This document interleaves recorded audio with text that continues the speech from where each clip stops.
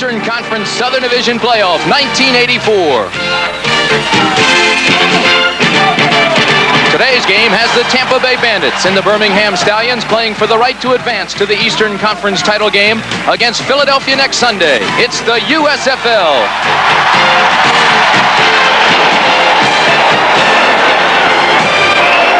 It is a hot, hazy day in Birmingham, Alabama. Today's divisional playoff has the Tampa Bay Bandits against the Birmingham Stallions, two teams that played here last week. It is a large crowd. The United States Football League is an exclusive presentation of ABC Sports. Today's game is being brought to you by Light Beer from Miller. Everything you've always wanted in a beer and less. By AC Delco. General Motors Corporation has quality replacement parts for just about anything that moves. AC Delco, the smart parts. By new, improved Head & Shoulders shampoo. It's rich and thick with a fresh new scent and improved dandruff control. Available in regular and conditioning formulas. And by Ford, and your local Ford dealer, who invites you to see the 1984 Ford cars and trucks. Have you driven a Ford lately? The temperature is about 83 degrees. The high today is expected to be at 85 degrees. The humidity, 60%. There is a light breeze blowing. It is partly cloudy, and it is hazy.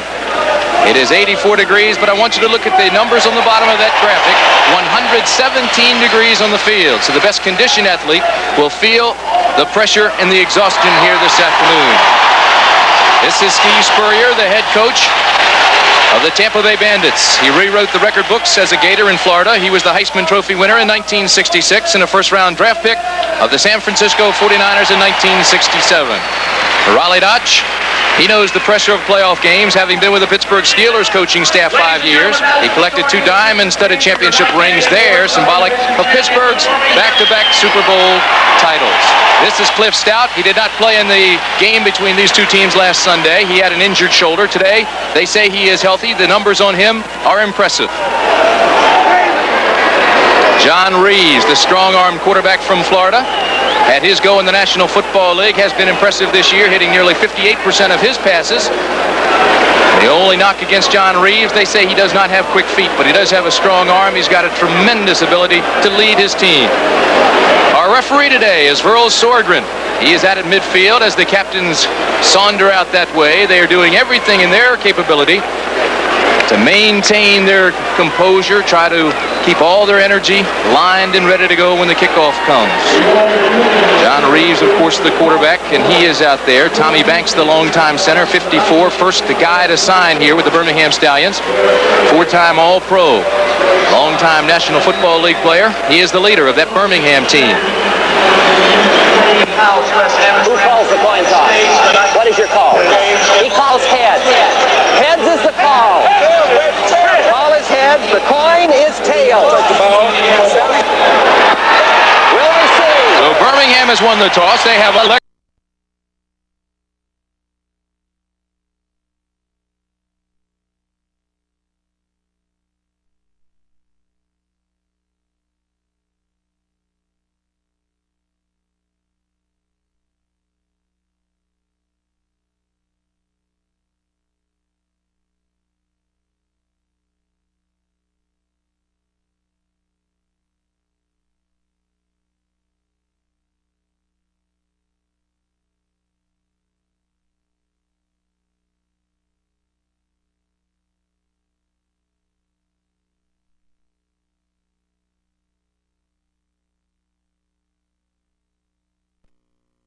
First, we'll see them.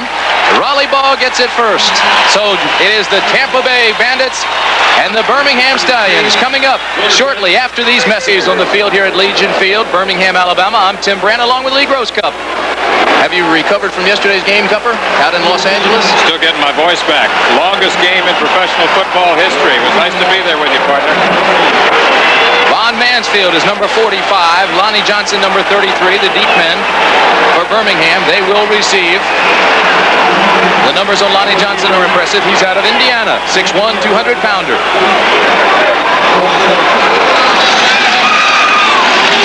And he can fly. He's got 4.8 speed. Birmingham has scored 539 points this year, which is second only to Houston. The most prolific offensive team. This is Tampa Bay. The special teams, the man kicking off, Zenon Andrusician. He's out of UCLA. Former javelin thrower in Canada, the Canadian champion. His dream was to play in the Olympics. Instead, he gets this. The conference playoff game, the divisional playoff game for the right to go and play in the conference championship game. This is Lonnie Johnson, right side, gets a block and takes it out to the 35-yard line. Take a look at the talent now on the Birmingham offense. You start with Cliff Stout, the quarterback from the Pittsburgh Steelers. Joe Cribbs, the leading running back in the league, along with Leon Perry, the big bull who runs at fullback. The wideouts, Jim Smith, and the little flyer from Alabama, Joey Jones. Robert Woods, Buddy Idlett, Tom Banks, Mark Battaglia, Pat Phoenix, Robert Earl. Your offensive line. It is a right-handed team, likes to run traps. They like to stay behind Phoenix and Saindon. On plays exactly like this one. Joe Cribbs, right side, behind Phoenix and Saindon. The defense that will try to stop that right-handed attack, Mike Butler, Walter Carter, Ron Simmons, Mike Clark. Walter Carter brought the extra point to give Tampa Bay the 17-16 win between these two last week.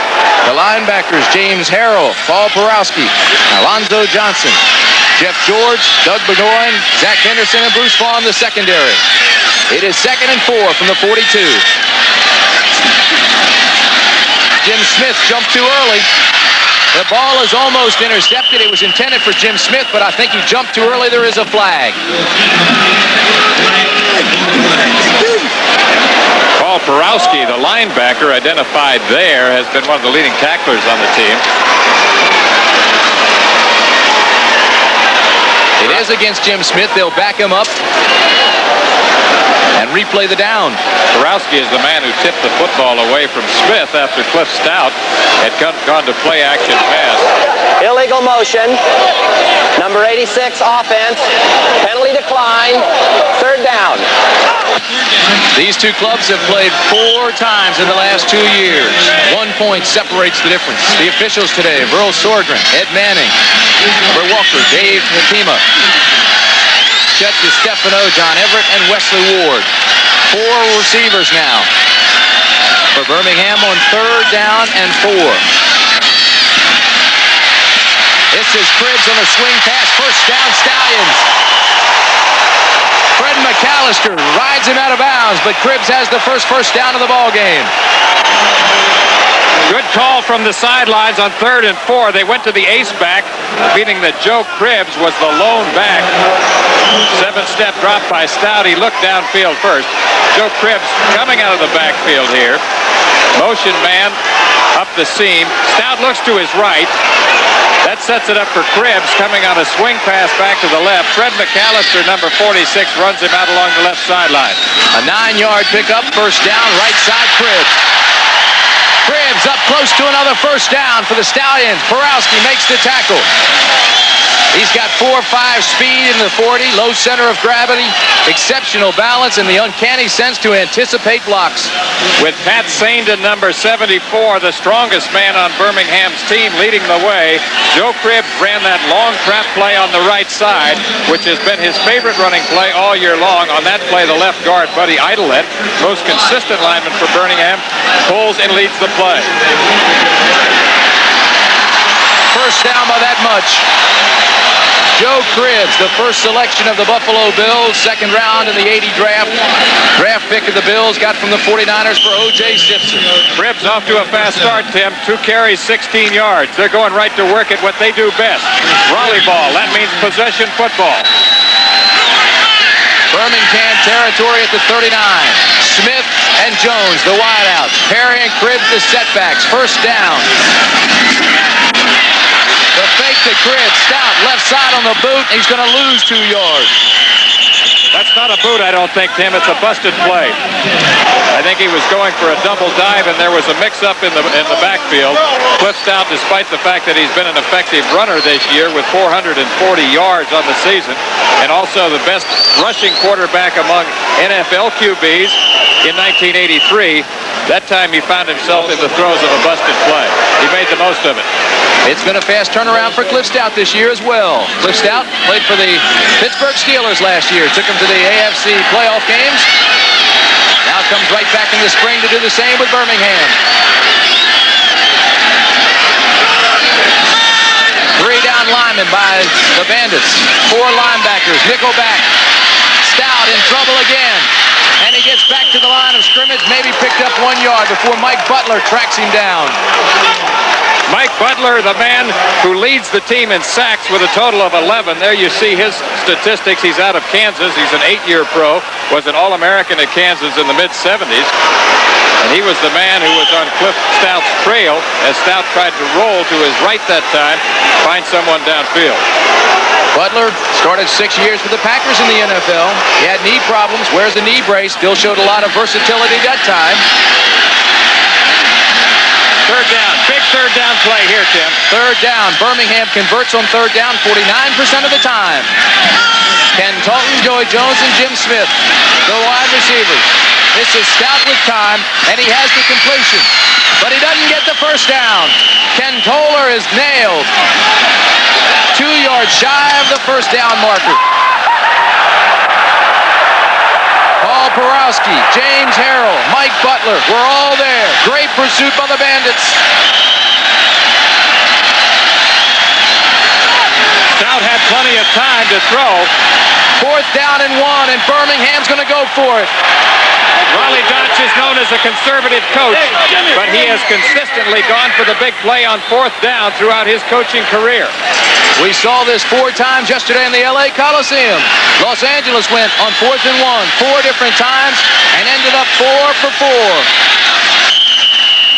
4. This time Cliff Stout wants a timeout. Jay Repko is in the ballgame. Robin Earl and Mark Battaglia. So, with timeout on the field, we'll take one as well. Things have heated up quite quickly in Birmingham. Raleigh Dodge faced with his first of, I'm sure, many major decisions for this afternoon's ballgame. It is 4th and 1. Don't forget last week on 4th and 1, they went for the whole load play action pass and threw the ball to the tight end, Robin Earl. 2 tight ends, Robin Earl, Jay Repko. They also bring in Pat Saindon, Pat Phoenix on the right side along with Earl Gant. It's strong side right. Play action. Going deep again. Cribbs open. He's down at the 1 yard line. Joe Cribbs.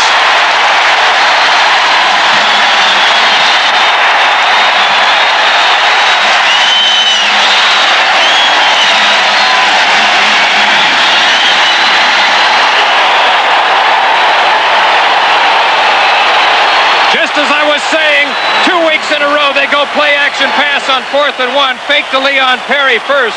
Joe Cribbs circling out of the backfield beats Anderson, number 26, and nearly takes it in for the score. A 29-yard pickup. They mark the ball at the 1 foot line. Cliff Stout now 3 for 4. 46 yards. Strong side left. Perry and Cribbs, the setbacks. 2 tight ends. Quarterback sneak.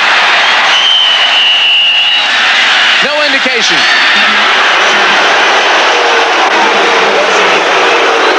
It'll be 2nd and goal.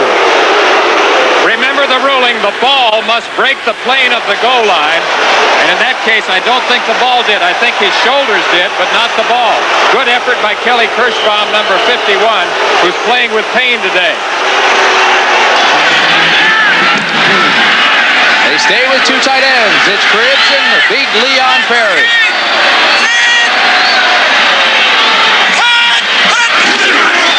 The inside give to Perry. Still no indication.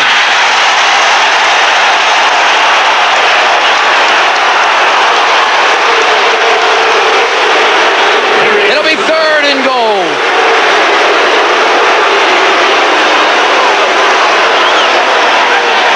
Steve Spurrier. Tim, this is as close as you can get. Big Leon Perry behind the left side. Takes the ball right to the 1-inch line again. Kelly Kirschbaum, number 51, is up from his linebacker position to shut the play down. He leads the mass of tacklers right there. The key on goal line defense. The down linemen try to penetrate 1 yard deep in the offensive backfield and let the linebackers fill. It's 3rd and goal. Touchdown Birmingham. Cliff Stout.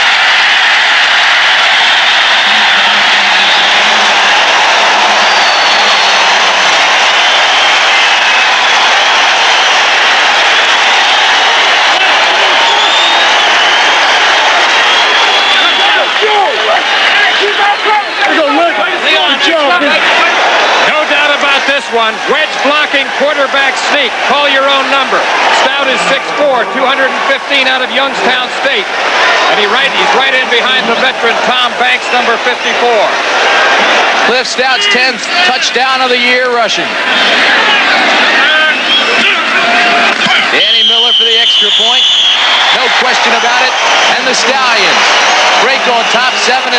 So, just like last week when these two teams squared off, they went on 4th and 1 for the big gainer, and they've scored. We've got a 7-0 ball game. We'll be right back at Legion. Has picked up the excitement here at Legion Field that Lee Grosscup and I left at the LA Coliseum yesterday. That great game between the LA Express and the Michigan Panthers. What a ball game that was. 27-21 the final on that one. We'll have the halftime highlights. Jim Lampley will in New York at halftime. Danny Miller to kick off. The deep men, Alvin Bailey and Ricky Williams. This is Alvin Bailey to the 10. Looks for a block. Gets out to the 23-yard line. Let us set the offensive lineup for you then. John Reeves is the starting quarterback. Out of Florida, we talked about him and we amplified on his abilities. He is a strong-arm quarterback. The rest of the running backs, Gary Anderson and Greg Boone. Greg Boone, the leading running back. Spencer Jackson, Wilford Morgan, the wide receivers. Dan Fike, Pitcock, Foot, Newton, and Kenai, along with the tight end Marvin Harvey. Perhaps the strongest tight end in the league. Harvey certainly going after all USFL honors.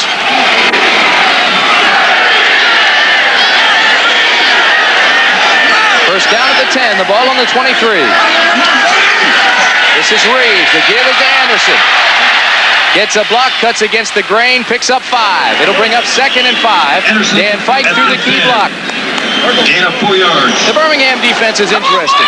They will run 4 down linemen today. They did have a 3-4 scheme early in the year. Mike Perko, Jackie Klein, Joe Cugliari, and Dave Purifoy. The 3 linebackers are Herbie Spencer, Bill Rowe, and Taft Sales. They will go 4 defensive backs. They'll go 5 and sometimes a dime. It's Dennis Woodbury, Ray, Clanton, and Evans. Chuck Clanton did not play last week with stitches in his hand. This is Joe Cribbs. Had the big 29-yard catch on 4th and 1 to set up Cliff Stout's touchdown just moments ago. Along with 2 carries for 16 yards, showing his all-purpose abilities on the initial drive. 8 minutes, 21 seconds remaining in the first quarter.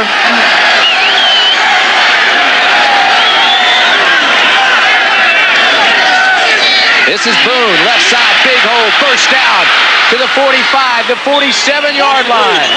Dennis Woodbury had to catch him from behind. Boone got to the secondary quickly on a trap. Here's the battle of the trenches, and watch the left side of Tampa Bay's line right there that sets it up on a crossfire action for Greg Boone. Nate Newton was the man who pulled and led the way. Boone came into today's game with 1,009 yards, the leading rusher on the team, ahead of Anderson at 1,008. The first Tampa Bay first down of the game. Long trap play, set it up, 21-yard gain. This is Reeves to throw, in traffic. Knocked away nicely. It was intended for Willie Gillespie. Here's Mike Adamley down on the sidelines. Cliff, the original first 4th and 1 play was called off at the line of scrimmage, and you called timeout, and then Raleigh called the play to Joe Cribbs. Well, we didn't have the right people on the field for the first one. We had a little mix-up there, trying something new we haven't done all year, and we just got a mix-up with personnel on the field. We came back and just went with a check with me. At the line of scrimmage, they showed the coverage at the middle open, and we went to what we call a trap pass right down the middle of Cribbs. It worked against Denver a few weeks ago. It almost worked again. Okay. Tim? 2nd and 10, Michael. Wilford Morgan to the top of the screen. Willie Gillespie at the bottom are your wide receivers. Play action. Reeves has a man. It's intended for Harvey. No flag. Good no call. David Evans was a defensive back. Awfully close to pass interference, but it was a good no call. David Evans, who is labeled the X-back, as in extra back, was on the coverage there. He is the fastest man in the secondary. He was covering Marvin Harvey, who has now emerged as the premier tight end in the league. He has 4.5 speed in the 40-yard dash and has 70 catches on the season. He once ran the 100-yard dash in 9.7. The tight end flexes 5 yards off the line. That's Marvin Harvey. Willie Gillespie to the bottom of the screen. Morgan to the top. 3rd and 10 from the 49. Reeves with pressure. Gets out, throws, intercepted. Chuck Clanton has the ball at the 30-yard line.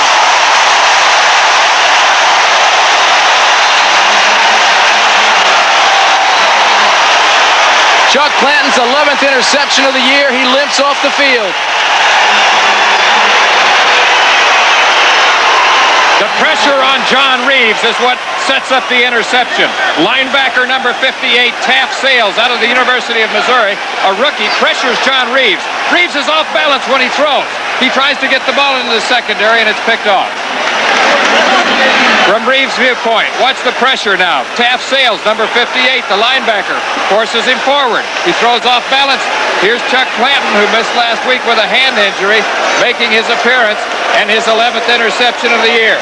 So Birmingham, who leads the league in giveaway takeaways at plus 18, gets the first turnover of the game. It's in New York, and just as Cliff Stout capped a drive for the Stallions on their first possession, Jim Kelly did the same for the Gamblers in the Astrodome, running it in from 14 yards out to give Houston a 7-0 lead over Arizona in the first quarter.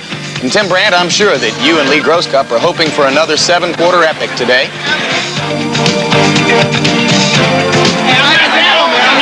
Jim Lampley, Chuck Clanton was hurt on that interception. It was his 11th of the year, but he has ice pack on his knee. It's been a banged-up secondary all year for the Birmingham Stallions. Chuck Clanton did not play last week because of an injury to his hand. Nor did Dennis Woodbury. That took 17 interceptions out of their secondary. A very vociferous crowd at Legion Field. First down, Stallions. From the 30, Stout to throw, rolls right. Has the whole sideline. First down, Stallions. Cliff Stout was one of the leading running backs for the Pittsburgh Steelers last year. Comes into this season, and again, he's got 440 yards with 9 touchdown runs. That is the man who rewrote the press guide when he was at Youngstown State, surpassing most of the records previously held by Ron Jaworski. And he was equally effective in college, both as a runner and as a passer. In college, he had 25 touchdowns rushing. Riley Dodge looks on. Cliff Stout now 5 carries, 12 yards. First down from the 43.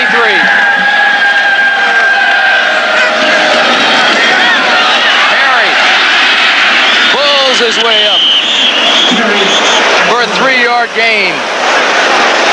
The rules of this game are simple. Straight ahead, no fair dodging. I like that. 117 degrees on the field. And watching, so I came back and helped foot. The best conditioned athlete will be tested here this afternoon. They will try to keep fluids in these players, keep that fan running, keep them as cool as possible. They will probably take electrolytes, which is a chemical breakdown, basically the same as sweat, replenish the fluid that you lose. This is Stout on 2nd and 9, going deep. Joey Jones can't hold on. Flag!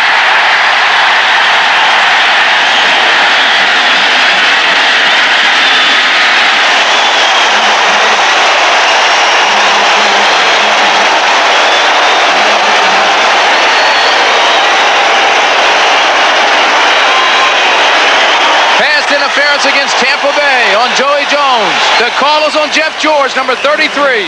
Jeff George, the left cornerback, is covering Joey Jones deep. Joey Jones running a deep post pattern as Cliff Stout settles back after play-action pass. Now remember, both have a right to the football. Both of them have a right to the ball.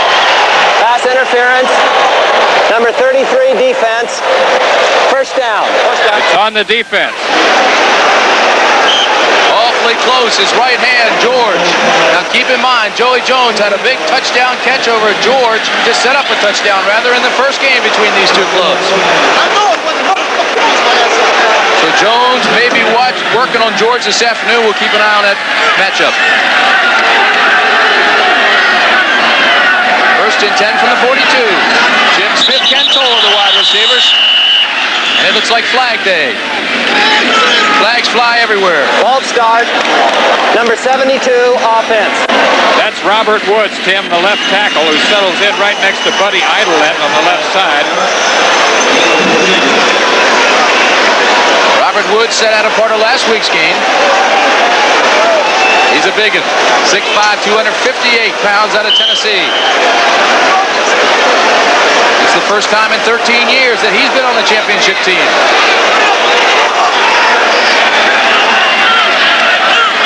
So it'll bring up first and 15. The ball on the 47. Toller in motion. Stout with pressure. Backside. He'll be sacked. James Harrell, number 50, came through and sacked Cliff Stout. Right now, let's go down to Mike Adamle. James Harrell, the linebacker, who had 65 solo tackles on the year after joining the team in the 5th week of play, is the man who comes around the blocker and corrals quarterback Cliff Stout. We'll get down to Michael right after this. Next play. Can't stop the action. This is fast and furious to start this ball game. This time, Joey Jones and Jim Smith. Receivers to the bottom of the screen. This is Cribbs, right side off tackle, and he picks his way up close to the original line of scrimmage. Now let's go down to Mike Adamle. Michael? Chuck, a little bittersweet injury, interception there. What happened on the play? We were in a cover 3, and I landed at the wrong angle. And just bruised it a little bit. You all right, though? I'll be fine. Okay, you'll be playing again then? Oh, yeah. Okay. Cover 3 to me means zone coverage. Cover 3, they were playing a lot of zone, and Reeves threw into the zone. That's what it looked like. That's where he is. He's in the deep zone right there. Makes the interception, but injures his knee in the process. North A, cover 3 defense. It'll be 3rd and 11 from the 43. Toller in motion. Stout going across the middle. Incomplete. Intended for Hartsfield. Joe Hartsfield out of Jacksonville State.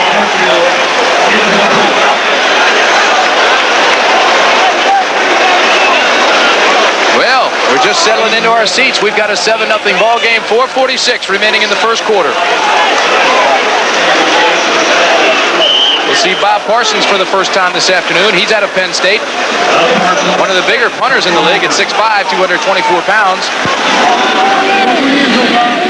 You saw his average, nearly 39 yards. Alvin Bailey is the deep man for Tampa Bay.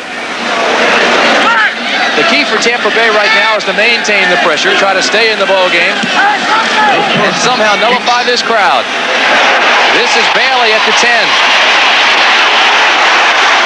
Maybe to the 14-yard line. So Parson gets off a 34-yard punt. Bailey brings it back 3 yards. They'll set it at the 14-yard line. So that's where Tampa Bay will have the ball at second possession of the day. The first time they turn the ball over. Reeves now gets a second chance. Tampa Bay doesn't have a very good field position to start off following a 34-yard punt. Alvin Bailey was the man who took the ball at the 10 and returned it 4 yards. Bailey has never fair caught the football. Chuck Clanton, the man who made the interception defensively in the last series, is back in the ball game. He left with a little injury, but it was a little nick, and he's back in. This is Boone. Greg Boone, 196-pounder, meets Mike Perko, 230-pounder, and Jackie Klein, 280. Greg Boone out of Duke, where he played for Steve Spurrier there when Spurrier was the offensive coordinator at Duke. One of the things Steve Spurrier told us last week was that he learned more as the offensive coordinator at Duke than at any time in his coaching career. Got a lot of his present ideas there. 2nd and 9. Boone was also the team's leading receiver last year. Quick slant and pattern. This is Gary Anderson. Anderson will be about a yard shy of a first down for Tampa Bay, but it's still a fine pickup on the quick slant. Chuck Clanton is the man who made the tackle. Gary Anderson, of course, Tim, is one of the premier all-purpose players in all of professional football, electrifying breakaway capabilities. Frank Broyles told me that this man right here, Gary Anderson, and Lance Allworth were the 2 finest athletes to ever play at the University of Arkansas. Only player in the league to be in the top 10 in both rushing and receiving. Gary Anderson. 3rd and 1. High formation. It is Anderson. He's got the first. And there's a flag.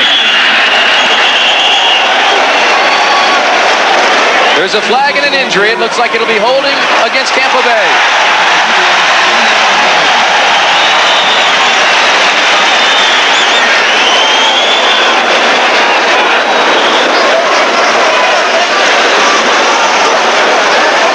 Steve Spurrier looking perplexed right there. He has a reputation of being kind of laid back, but I think that's inaccurate. He's one of the most intense competitors I've ever known.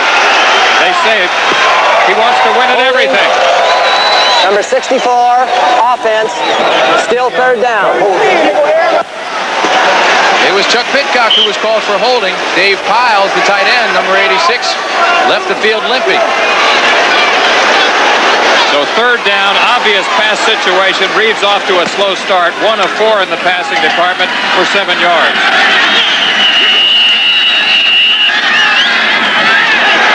Boy, you're right about Steve Spurrier. He has a little fire burning inside of him. Tremendous competitor, always has been. Doesn't like to lose at anything, whether it's an exhibition game or a playoff game. Right now, he trails by a touchdown. 2 minutes, 58 seconds remaining in the first quarter from Legion Field in Birmingham, Alabama. Tim Brantley, Gross Cup. The holding call against Chuck Pitcock has moved the ball back, and Tampa Bay now has a 3rd and 10 situation from the 14. Exactly where this drive started. Boone and Anderson are the setbacks. Pressure on Reeves. Reeves going for Morgan. First down. Wilfred Morgan out of Bethune-Cookman made the catch. Dennis Woodbury was the defender. Outstanding play by Reeves. Pressure on John Reeves once again, but he stays in the pocket this time, faces up to the blitz. Look at the outside linebackers coming. He moves forward in his pocket, throws the ball under a lot of pressure, but concentrates very well. The catch by Wilfred Morgan, an acrobatic receiver. And when I say acrobatic, I mean that literally. When he scores a touchdown, he pulls flips. He turns flips. 11 catches on the year, 131 yards.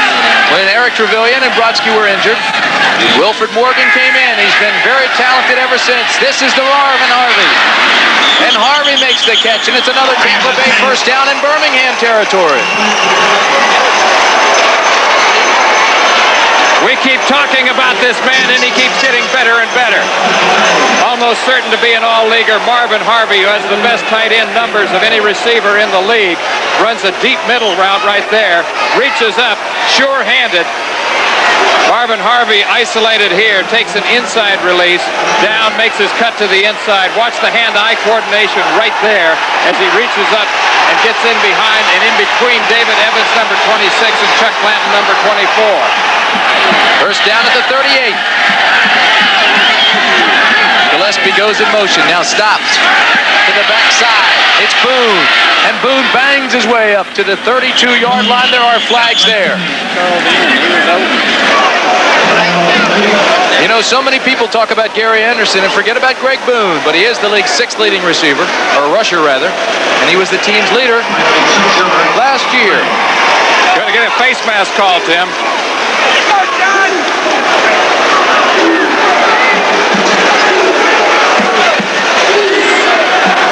Here's the call.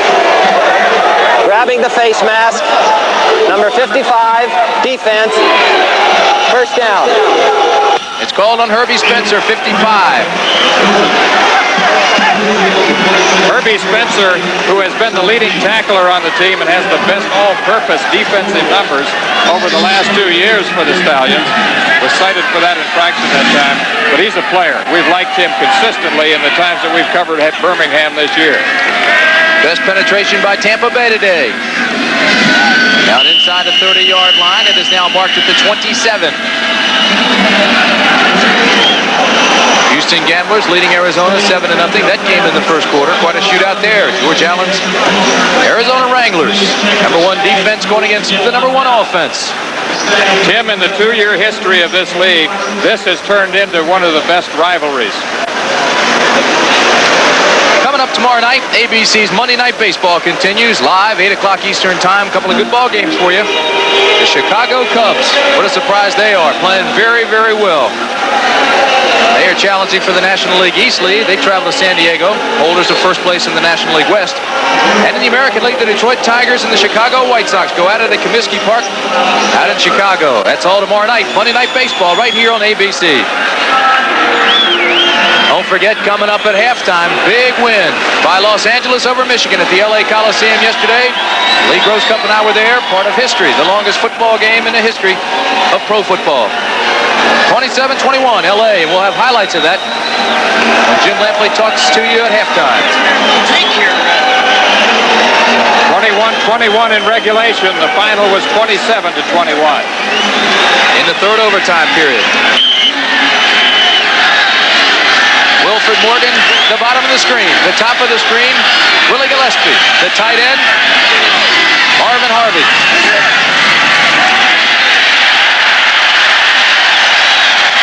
Anderson doesn't have much there, runs right into Bill Rowe. Good penetration by Joe Guglieri and Bill Rowe and a host of other Birmingham tacklers. Bill Rowe is one of several active linebackers the Stallions have. They have played a 4-2 nickel look most of the season, but most recently they have gone back to the 4-3 because of injuries. Bill Rowe came to this team from Memphis at midseason through a trade.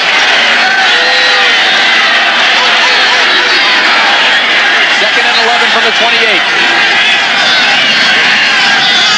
Marvin Harvey closes the gap at tight end.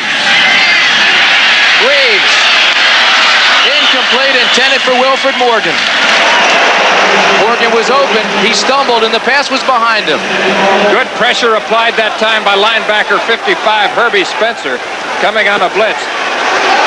Lots of blitzes today from the Birmingham defense. Here comes Herbie. In your face, John. I believe it was a broken pattern. Wilfred Morgan was supposed to go inside. Instead, he cut outside. And now Reeves is 3 for 7, 54 yards. Third and 11 from the 28.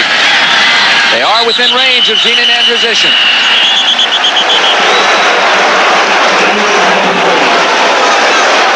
Somebody jumped too quickly. False start. Number 61, offense. Nat Newton is the guilty party. Number 61 right guard Nat Newton, the biggest and strongest man along the front wall for Tampa Bay. Encroachment right there. Earlier, Chuck Pitcock was called for a similar infraction. Raleigh Dodge Timmy is a true fundamentalist. More to come on that. So with 28 seconds remaining in the first quarter, it's now 3rd and 16 from the 33 for John Reeves. Harvey in motion. Zone defense by Birmingham. They dropped the ball over the middle, intended for Boone, incomplete. Jackie Klein got a big bear paw on it. Jackie Klein, 6'5", 278-pounder, reached that big arm up and knocked it down. A good one out of Alabama. He comes back off the injured list, and he should give that defensive front wall a real shot in the arm. The Z-Man out of UCLA, one of 3 good UCLA kickers in the league. Zenon Andrusician from 50 yards. His longest is 49. This one, it's long enough, and it's good. Zenon Andrusician out of UCLA. In Canada, he was a soccer player. Also threw the javelin. You know, he told me his dream was to participate in the Olympic Games. And he was the #1 Canadian javelin thrower in 1968 on his way to Mexico. Now he's a fine kicker. He's got to be a candidate for Special Teams Player of the Year, both for his place kicking and his punting. He keeps the head down first, looks up after he finishes. He knows he has it. Look at his reaction. Jubilation by that man, Zenon Andrusician. Last week, Zenon Andrusician in this very stadium against this same team. Attempted a 50-yarder, had the distance, but it hit the crossbar. From his viewpoint, look, early on it looks like he may have hooked it, then it shows it's perfect. It may be short, but it hits the crossbar, reaps in. It's good. So last week from the same distance he hit the bar, it was no good. Today, the same distance, it's good. Do you believe in justice?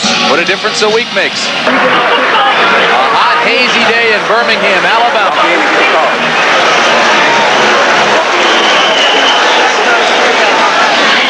Zenon Andrusician to kick off. This will be Lonnie Johnson, number 33, who takes it at the 2. And he's nailed at the 22-yard line. Keith Clark came up and said, "How do you do?" Are you sure that's what he said? He punished him. He put the hat on him. Keith Clark's a linebacker. When you find a linebacker with good speed and you put him on special teams, you know you'll get some hits out of him.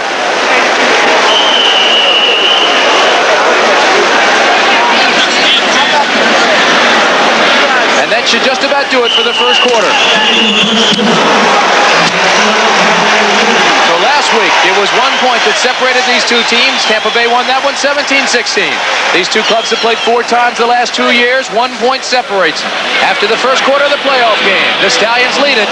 As being synonymous with possession football, nobody does it better than Birmingham. Look at the bottom line. They kept the ball 8 minutes, 15 seconds. However, in total yards, Tampa Bay leads. That's a little misleading.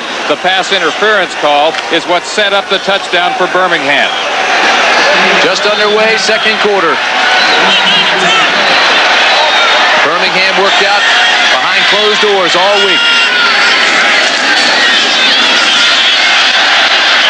Joe Cribbs, right side, picks up 5.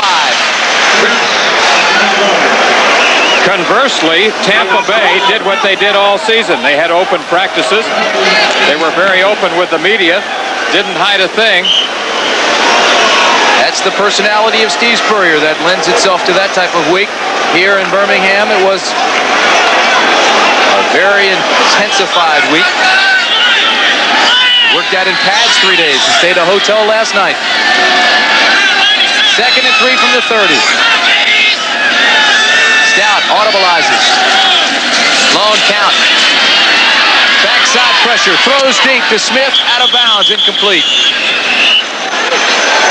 That time Tampa Bay seemed to mix up its coverage, disguised it quite well. Looked like a combination defense. Stout had trouble reading it, then audibilized.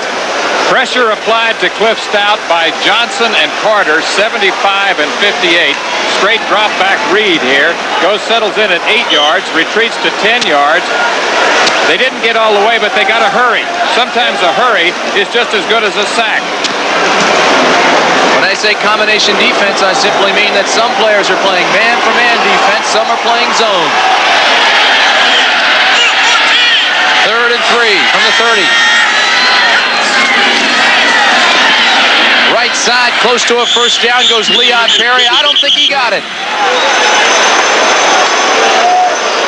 Big Leon Perry, who came of age in the second game of the season against the Los Angeles Express, a game that we covered, is one of the hardest and strongest runners in the league. He once had a weight problem. He was up to about 260 pounds. He's trimmed down now to about 247, 248. Punishing runner, but he came up short that time. Bob Parsons comes on to punt. Alvin Bailey, number 25, the deep man for Tampa Bay. And keep in mind, Alvin Bailey hasn't made a fair catch this year. This punt drives him all the way back to the 16-yard line. Waits for a blocker. Football!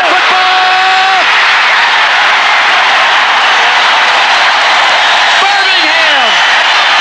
Buddy Idlett, number 78, has the football for Birmingham. Lonnie Johnson was the man who got the hit. There is a flag. But it's Birmingham's football. On the return, an illegal block in the back. Number 31 of the return team. Penalty declined. First down. You heard the declaration by Burl Sordren. You can see the reaction of the crowd. Take another look how it happened. Alvin Bailey, number 25, has the football. Watch the hit that's going to come up here by Lonnie Johnson, number 33. Right there, he crosses it and strips the ball away at the same time. Buddy Idlett, number 78, covers the ball for Birmingham. First down at the 20. Cribbs, hole, into the secondary. Long trap on the right side. Sandon and Phoenix lead it. Buddy Idlett pulls from the left side, number 78, and leads Joe Cribbs. That has been his most successful running play throughout the season. It started with a big run against the Los Angeles Express in Game 2. He's repeated often throughout the season. Joe Cribbs rushed for more than 1,000 yards 3 seasons with the Buffalo Bills. Another 663 yards in the strike-shortened season. This is Cribbs. First down, Stallions.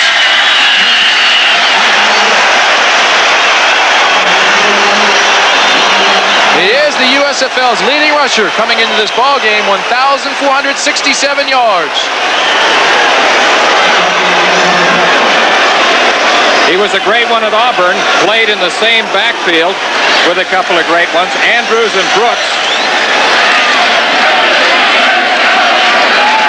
That game now in the second quarter. Gamblers still lead George Allen's Arizona Wranglers by a touchdown.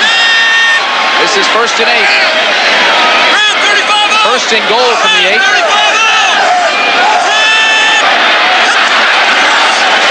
Perry breaks a tackle. Left side to the 3. Leon Perry.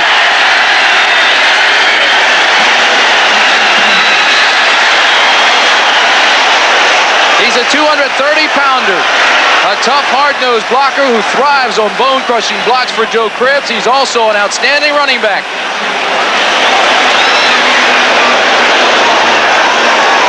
Interesting article earlier in the year in the National Magazine. Matt Millen was quoted as saying that Leon Perry was one of the hardest runners he had ever tackled. You think about him for his size, but he also was an outstanding track athlete. In the 100 and the 220. The fake to Cribbs. Stout has a man. Out of the back line. Jay Repko made the catch, but he was past the back line of the end zone.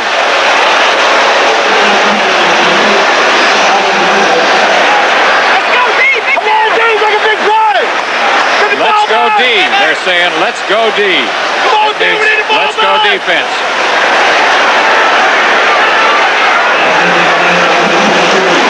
It'll be 3rd and goal from the 2-yard line for Birmingham. Joe Cribbs comes out.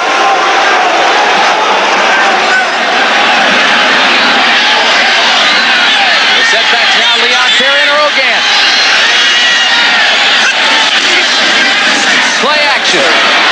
Stout has the side. Touchdown, Stallions.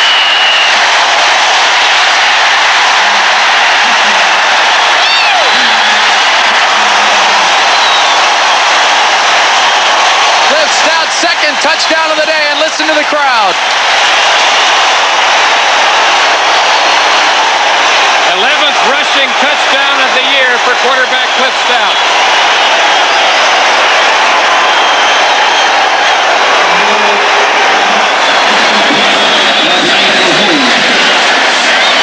Danny Miller comes on to attempt the extra point. Danny Miller's out of Miami. Had a try with the Washington Redskins. Matter of fact, he almost made that club. The Redskins were ready to trade Mark Mosley. Played for Jacksonville earlier this season.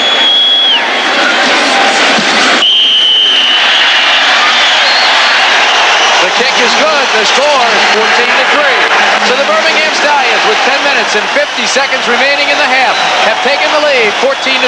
Cliff Stout, play action fake here. Fakes into the line first. Good block here. Springs him to the outside. Idlehead gets the block. A juke step and a cut up here. And Cliff Stout takes it in. There's the fake right there to number 33. And Idlehead gets the block on the outside. Stout now has a decision to make. He cuts up and goes into the end zone, beating Alonzo Johnson. Tampa Bay was in man coverage. They had a stunt coming on the backside. Containment broke down, and Cliff Stout read that and took it in for the touchdown. We've got a 14-3 ball game. Crowd at Legion Field. Hot, but excited. 117 degrees on the field, and things have heated up here on the field as well with the players. Cliff Stout, 2 touchdowns, both by the run. Danny Miller to kick off. Alvin Bailey, Ricky Williams are the deep men for Tampa Bay. The ball falls off the tee for Danny Miller. The fans here have had a chant. No way, Tampa Bay. I think it's ironic that as conservative as everybody says Raleigh Dodge is, he went on his television show this week and said, "We will beat Tampa Bay." It's taken by Alvin Bailey, 5 yards deep, and he will down it there for a touchback. He'll bring it out to the 20. Sounds like Raleigh is pulling a George Allen. Remember what George did at the top of the season?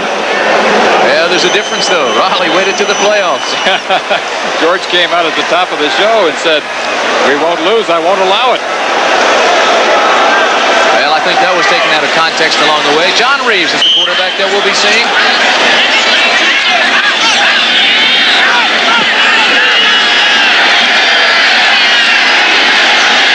John Reeves was injured last year after the 7th game. He sat out with a broken wrist. First down from the 20. Reeves with time. Throws, and it's complete to Gary Anderson. It's a gain of 6. It'll bring up 2nd and 4. That's a play they used effectively in the ball game last week, a little slide out pattern where Anderson just makes a move upfield and then slides to the outside. Puts him in a one-on-one situation with a linebacker, and he should be able to beat the linebacker to the sideline. Houston has gotten a field goal. They now lead Arizona 10-0 in the second quarter. Tony Fritz, the USFL's leading scorer. 2nd and 4 from the 26-yard line. The give inside the Boone. Not much. Mike Perko, good play. Perko read the play, stayed low, and made the tackle. Perko is one of those physical, consistent players as we look at Steve Spurrier giving signals here along the sideline. He flashes the plays in. That's Jimmy Jordan next to him. Jimmy Jordan with the headset played most of the game here last week for Tampa Bay when John Reeves took a rest. Anderson now goes to the wide receiver spot. Boone is the lone setback. It is 3rd and 3 from the 27. Marvin Harvey now flexes at his tight end spot, 3 yards off. The pass almost intercepted, pass interference. David Evans hit Willie Gillespie too soon, and they'll call pass interference. One thing we should mention that we didn't mention earlier on the pass interference call earlier was that in this league, they don't put the ball at the mark of the infraction. Instead, they mark it off from the line of scrimmage. Based on either incidental or flagrant contact. That's correct. It's a 5 or 15. Pass interference. Number 26 defense. First down. David Evans, the X-back, number 26, is covering Willie Gillespie. Gillespie running a sideline cut. And there is the contact. Good call. They mark it off 15 yards. It'll be first down from the 42. 9 minutes, 52 seconds remaining in the first half. Reeves with time, has Gillespie in the Birmingham territory. Another first down for the Bandits. Ricky Ray was the defender that Gillespie worked on that time. So they come back with Gillespie to the left side after running in first to the right side. This time Ricky Ray had the coverage. 2 interceptions on the year for him. Larry Brodsky comes into the ball game. First time he's been in a little while. He sat out with an injury. Separated his shoulder against Memphis. Willie Gillespie goes out. It is 1st and 10. Reeves, sprint action to the right side. The pass is complete. It's Wilfred Morgan. Cuts against the grain. 30, 25, 20 to the 15-yard line. And he goes out of bounds. On the 13, there's a late hit and a flag. David Evans and Chuck Clanton were the defensive backs who ran him out. And the flag followed him out of bounds. Late hit will go down even closer to the goal. A 29-yard pickup. Wilfred Morgan, who has come on strong here in the last half of the season, running an outcut here, takes the pass from John Reeves. Now watch what he does in the open field here. Traverses the field, gets away from Herbie Spencer, who is blocked there. Traverses some more, picks up Marvin Harvey, number 87. Grabbing the face mask. Now watch along the sidelines here, and we're going to see a face mask infraction. Evans and Clanton in pursuit. There's the face mask right there by number 24, Chuck Clanton, who grabs with his right hand.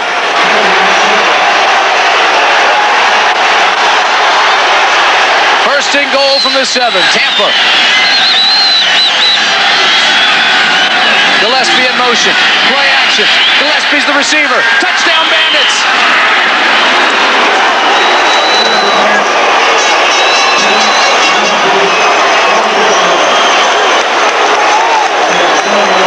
That silences the crowd here at Legion Field. How quickly a game can turn when you have big play capabilities. When you play bandit ball, you can move it in a hurry. Sprint out action here. Fake to Anderson, the tailback. Reeves continues to move to the corner, pressures the corner. Gillespie runs a sideline cut and gets into the open area of the defense in front of Dennis Woodbury, number 21.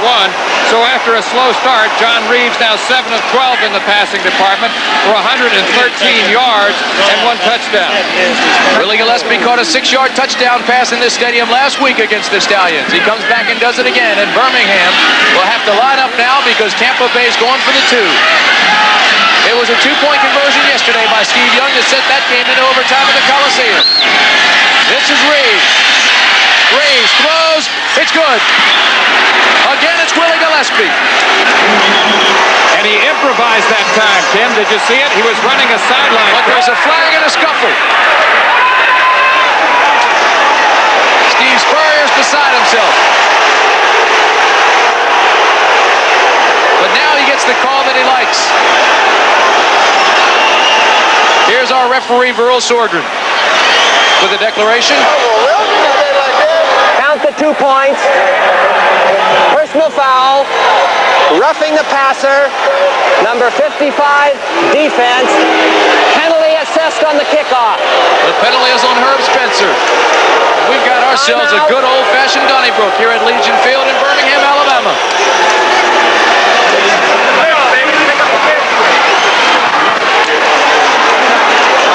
Looking at all the principals. Herb Spencer, John Reeves, Raleigh Dotch.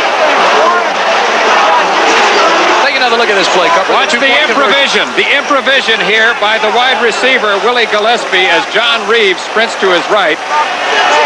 He started to his outside. Reeves waved at him once. He pumped the ball, and then he cut back to the inside, and Reeves hit him with a bullet. So we've got a 14-11 ball game with 8 minutes and 50 seconds remaining in the half. Birmingham has scored 539 points this year, which is second only to Houston. And right now, Houston leads Arizona 10-0. That game in the second quarter as well. The drive, 5 plays, 80 yards. It only took 2 minutes. And Willie Gillespie was the man not only that made the touchdown catch, but he also made the 2-point conversion. Remember, bandit ball is synonymous with unpredictability. An onside kick is not out of the realm of possibility here. They will do anything at any time. 8 minutes, 50 seconds remaining in the first half. Leaning end position to kick off. He kicks it away and he knocks it out of the end zone. So it'll be a touchback, and they'll bring the ball out to the 20-yard line. That's where Cliff Stout and the Birmingham Stallions will have the football to start this series. They have the lead, 14-11. Birmingham, of course, is a team known for its possession football. Field position certainly has got to be an important part of that. You see that when they started at the 36, they moved for a touchdown. Then they took 1 drive from their 20. Birmingham averages more than 32 minutes per game. Time of possession, the best in the league. First down from the 20. Joey Jones, Jim Smith, the wideouts. Cribbs and Perry, the setbacks. Here comes the stunt. Joey Jones, first down. So Cliff Stout read the stunt and threw the quick look in. Right now, Willie Gillespie is with Mike Adamle. Okay, Tim. Willie, a couple of series, you had little problems there picking up the blitz, and then the 3rd series touchdown. Yeah, well, they were doing a lot of things that we were expecting them to do, but our offensive line more or less have to play and to get, adjusted to what they were doing. And now I think the offensive line is ready. They're picking them up pretty good, and we pretty much getting one-on-one coverage, and they holding them out. It's just a matter of throwing and catching now. Tim? Leon Perry on the screen, another first down for the Stallions. You know, Willie Gillespie is an integral part of this ball club. We've already seen that today, but he just came back last week from an ankle injury. He had been out quite a while. Still playing with pain. On the a slow developing screen such as you just saw, it's important for both the quarterback and lineman to be actors. They have to make it look like they're going to put the ball upfield. I may have been premature. I gave the Stallions a first down. They bring on the chains.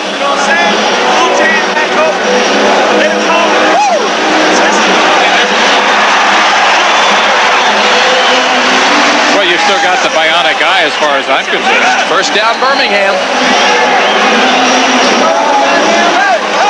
Last week when these two clubs played here, the fans came out as well, but they had 11 people overtaken by the heat last week. I'll try to keep an eye on that for you because it does get awfully hot at Legion Field. 8th first down for Birmingham. They're doing what they like to do. From the 43-yard line. The give is to Cribbs. Into the secondary. Another first down. And into Tampa territory. And again, a big block by number 78, Buddy Idolette, who recovered a fumble earlier, made a key block on Cliff South's touchdown. He's number 78 on the left side. Gets the block there. Cribbs makes a little move to the outside. He's got the wiggle. He's got the juke step. He's got the moves. That's why he's one of the most electrifying all-purpose players in all of professional football. He can turn a 2 or 3 yard gain into a 30 or 40 yard pickup. First down from the 44-yard line. This is Jim Smith. A gain of 5. It'll be 2nd and 5. He's ridden out of bounds by Bruce Vaughn. And the crowd wants a roughing penalty on Vaughn.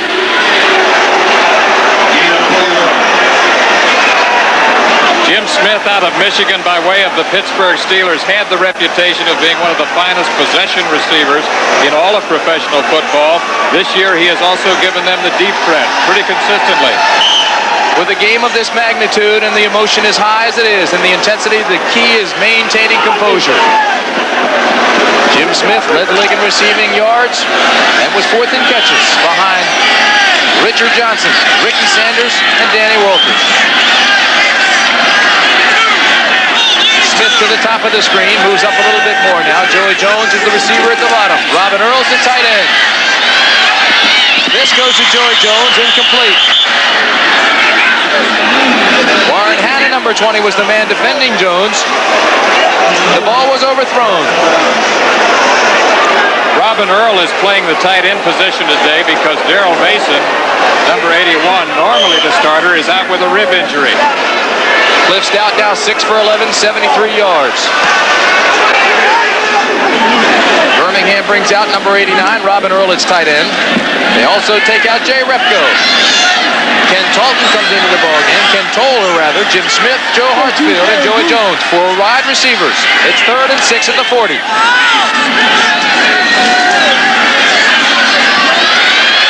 Incomplete, intended for Joe Hartsfield.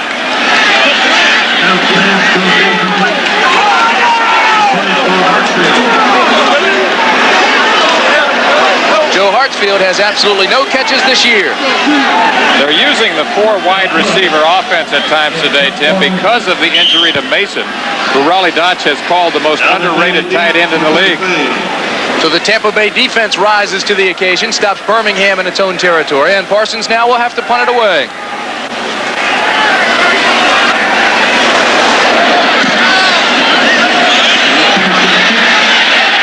Bailey fakes the fair catch, lets it hit inside the 10, and it is down to the 7. Earl Gant was there to down the football. So the Cardinal rule, never fair catch the ball inside the 10. Bailey obeyed the rule. The Tampa Bay Bandits have silenced the crowd just a bit by stopping the Birmingham Stallions in their own territory. But now John Reeves and his Bandits are backed up inside the 10-yard line. It's first down at the 9.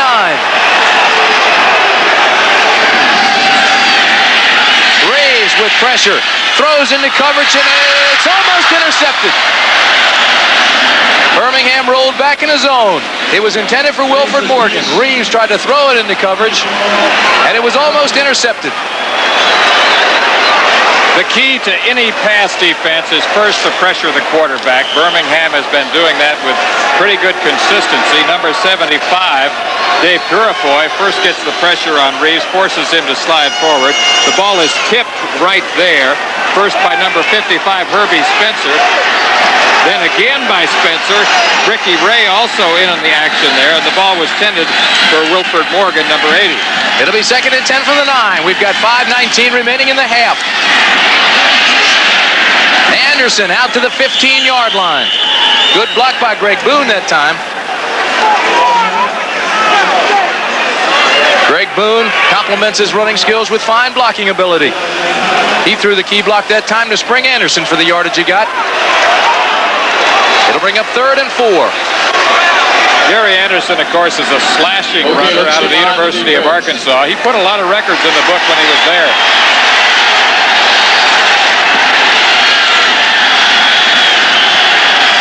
Willie Gillespie and Marvin Harden, number 87. The bottom of the screen, at the top of the screen, Wilford Morgan. Everybody in tight. Boone stays in the block. The pass is bounced to Gillespie. Incomplete. Rosina and Androsian will have to come in and punt the ball back to Birmingham with 4:28 in the half.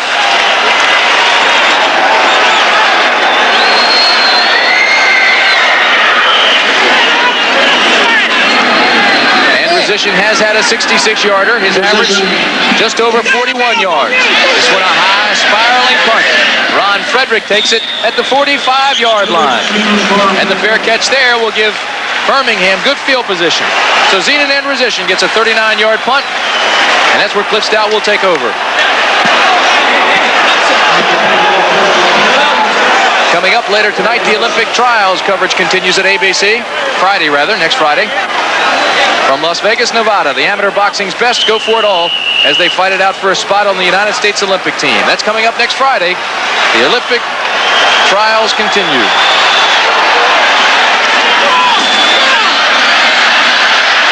Joe Cribbs into Tampa Bay territory.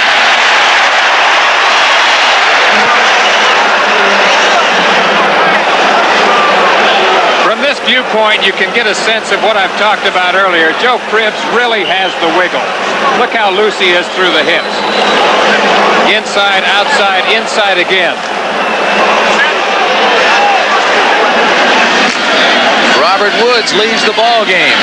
He's got an injury. Looks like he's overtaken by heat.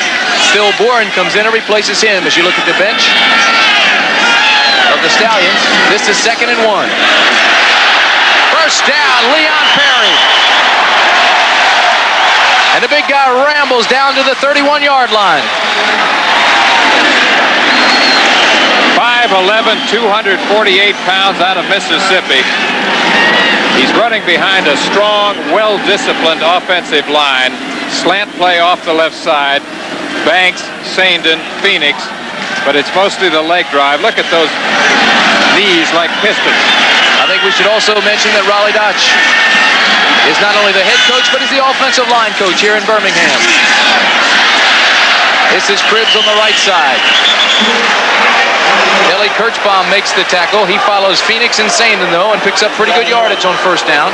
This drive is vintage Birmingham. This is what they do best. You know, at the height of their possession efficiency, they kept the ball 43 minutes, 17 seconds in a ball game in 1983 against New Jersey. Limited Herschel Walker to 27 yards. It was known as the Birmingham plan. Ken Toller, Jim Smith, the wide receivers. Leon Perry, the ball carrier. And he meets resistance by Kelly Kirchbaum, the linebacker. There at a standoff, and now tempers Flair. Number 78 is Big Buddy Idolette. No love lost between these two teams in the short history of the league. This has become one of the most intense rivalries. Oh, they don't like each other, that's for sure. Steve Spurrier working the bench. Not only trying to coach and teach as the game goes on, but trying to motivate. Houston leads Arizona 10-3. That ball game still in the second quarter. Corral is at a 32-yarder. So we've got the 2-minute warning here at Legion Field in Birmingham. With our score, the Birmingham Stallions 14. The Tampa Bay. Forget, coming up at halftime, we'll have highlights and interviews of that Los Angeles win over Michigan yesterday at the LA Coliseum. 27-21, the Express now advance. We'll play the winner of today's Arizona-Houston game. It was the longest game in football history. 4 hours, 3 minutes, 3 overtimes. Jim Lampley will have those highlights for you coming up at halftime. Here at Legion Field, the numbers on Cliff Stout. Right now he is faced with a 3rd and 3 situation. The ball at the Tampa Bay 24.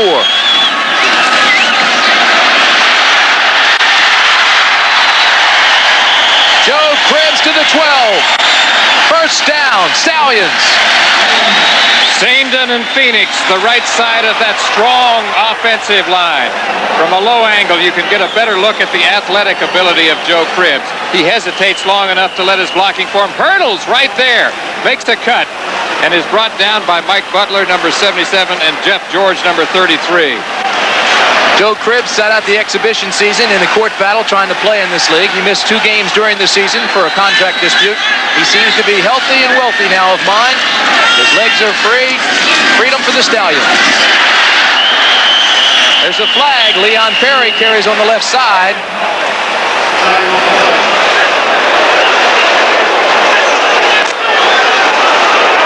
And it's going to be holding against the Stallions.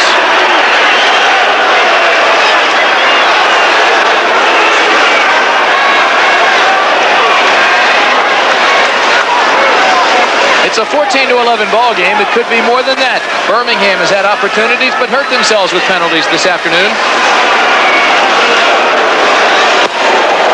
Holding, number 78, offense, still first down.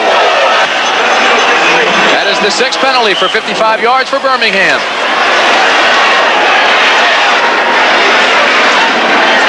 Leon Perry comes out of the ball game.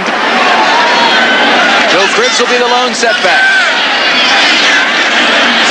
Ken Toller, Joey Jones, Jim Smith are the wideouts. The tight end is Robin Earl. This is Cribbs. And Kelly Kirschbaum did an outstanding job. He got rid of the blockers, got out of the way of the blockers, and made the tackle on Cribbs. Variation of the old Statue of Liberty play. Kelly Kirschbaum playing with pain today. Didn't know if he would play. He says, I've got the tuxedo and the corsage. I'm going to the prom. Joe Cribbs, the All-American at Auburn, where he rushed for 100 yards 11 times for the Tigers. Twice he ran for 200-plus yards. Never been on a championship team. Don't forget, coming up tomorrow night on ABC, we've got Monday Night Baseball. 2 pretty good matchups for you. The Chicago Cubs, surprising everybody and challenging for that National League East lead. Travel to San Diego. Holders of first place in the National League West. And over in the American League, the Detroit Tigers, who are red hot in the East, trying to lengthen that lead. On Toronto and Baltimore play the Chicago White Sox. That's coming up tomorrow. ABC's Monday Night Baseball. You know, Joe Cribbs used to hitchhike down Route 78 here in Alabama to be in the crowd at Legion Field to watch college football on Saturdays. After watching so many Alabama-Auburn games, he decided to become a Tiger. Go to Auburn. I love that story. This is a great football stadium.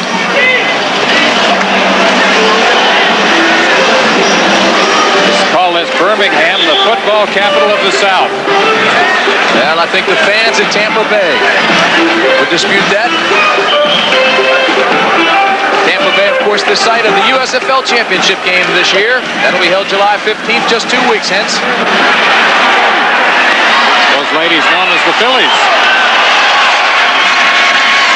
Second down, 18. The ball on the 20. Tampa Bay shows blitz, now drops off. Zone defense. Stout has an opening and can't get out of it. Fred Norgren, big number 68, made the saving tackle on Cliff Stout because he had a whole lot of field open to him. Fred Norgren, who was playing the nose guard position before they went to the 4-man look. He's number 68. He's the man who will be applying the pressure to Cliff Stout as he tries to move forward in the pocket. And nails Stout right there. He's out of Portland State, where he played his collegiate football for Mouse Davis on that same team with Neil Lomax. Of course, Mouse now the offensive coordinator for Houston and the architect of the run-and-shoot offense. Red Norgren, all first-team USFL, going against Tom Banks, the longtime veteran.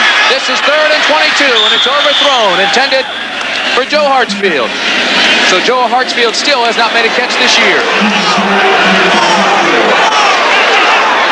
Bring on Danny Miller. Raleigh Dodge upset because he had a good drive going. We talked about how he's a fundamentalist. Defense, running, kicking, and the passing game in that order are his priorities. A 42-yard attempt by Danny Miller, so he comes on. His leg obviously strong enough, but he's only 2 of 5 this year between the 40 and the 49-yard line. He hit a 58-yarder for Baltimore in 1982. This 42-yarder has the distance. And it's good.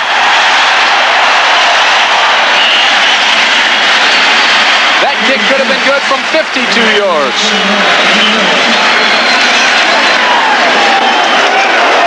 And with 32 seconds left in the half, Birmingham now takes a 17-11 lead.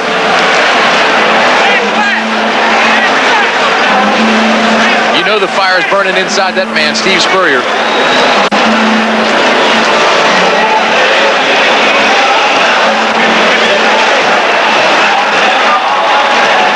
This is a classic confrontation, Tim. We really didn't have a chance to talk about it too much at the beginning of the game. But in the short history of this league, this has really developed into one of the finest rivalries. Coming up later on ABC World News tonight, Sunday, with Sam Donaldson. The Soviets say no to the American proposal on weapons talks. And Dick Schaap reports on a man who has played both in the World Series and at Wimbledon. That's coming up on World News tonight, Sunday. With Sam Donaldson and Dick Schaap. You don't think that's a war down there? Look at his forehead. Well, you were a linebacker and rover back play at your college days at the University of Maryland. What was it like on days like this in the trenches? You love it. You get the feel of the sweat, the blood, the grit, and the grime of the AstroTurf. 1st and 10, here we go. The kickoff is returned back to the 17-yard line by Alvin Bailey, and that's where they'll have the first down.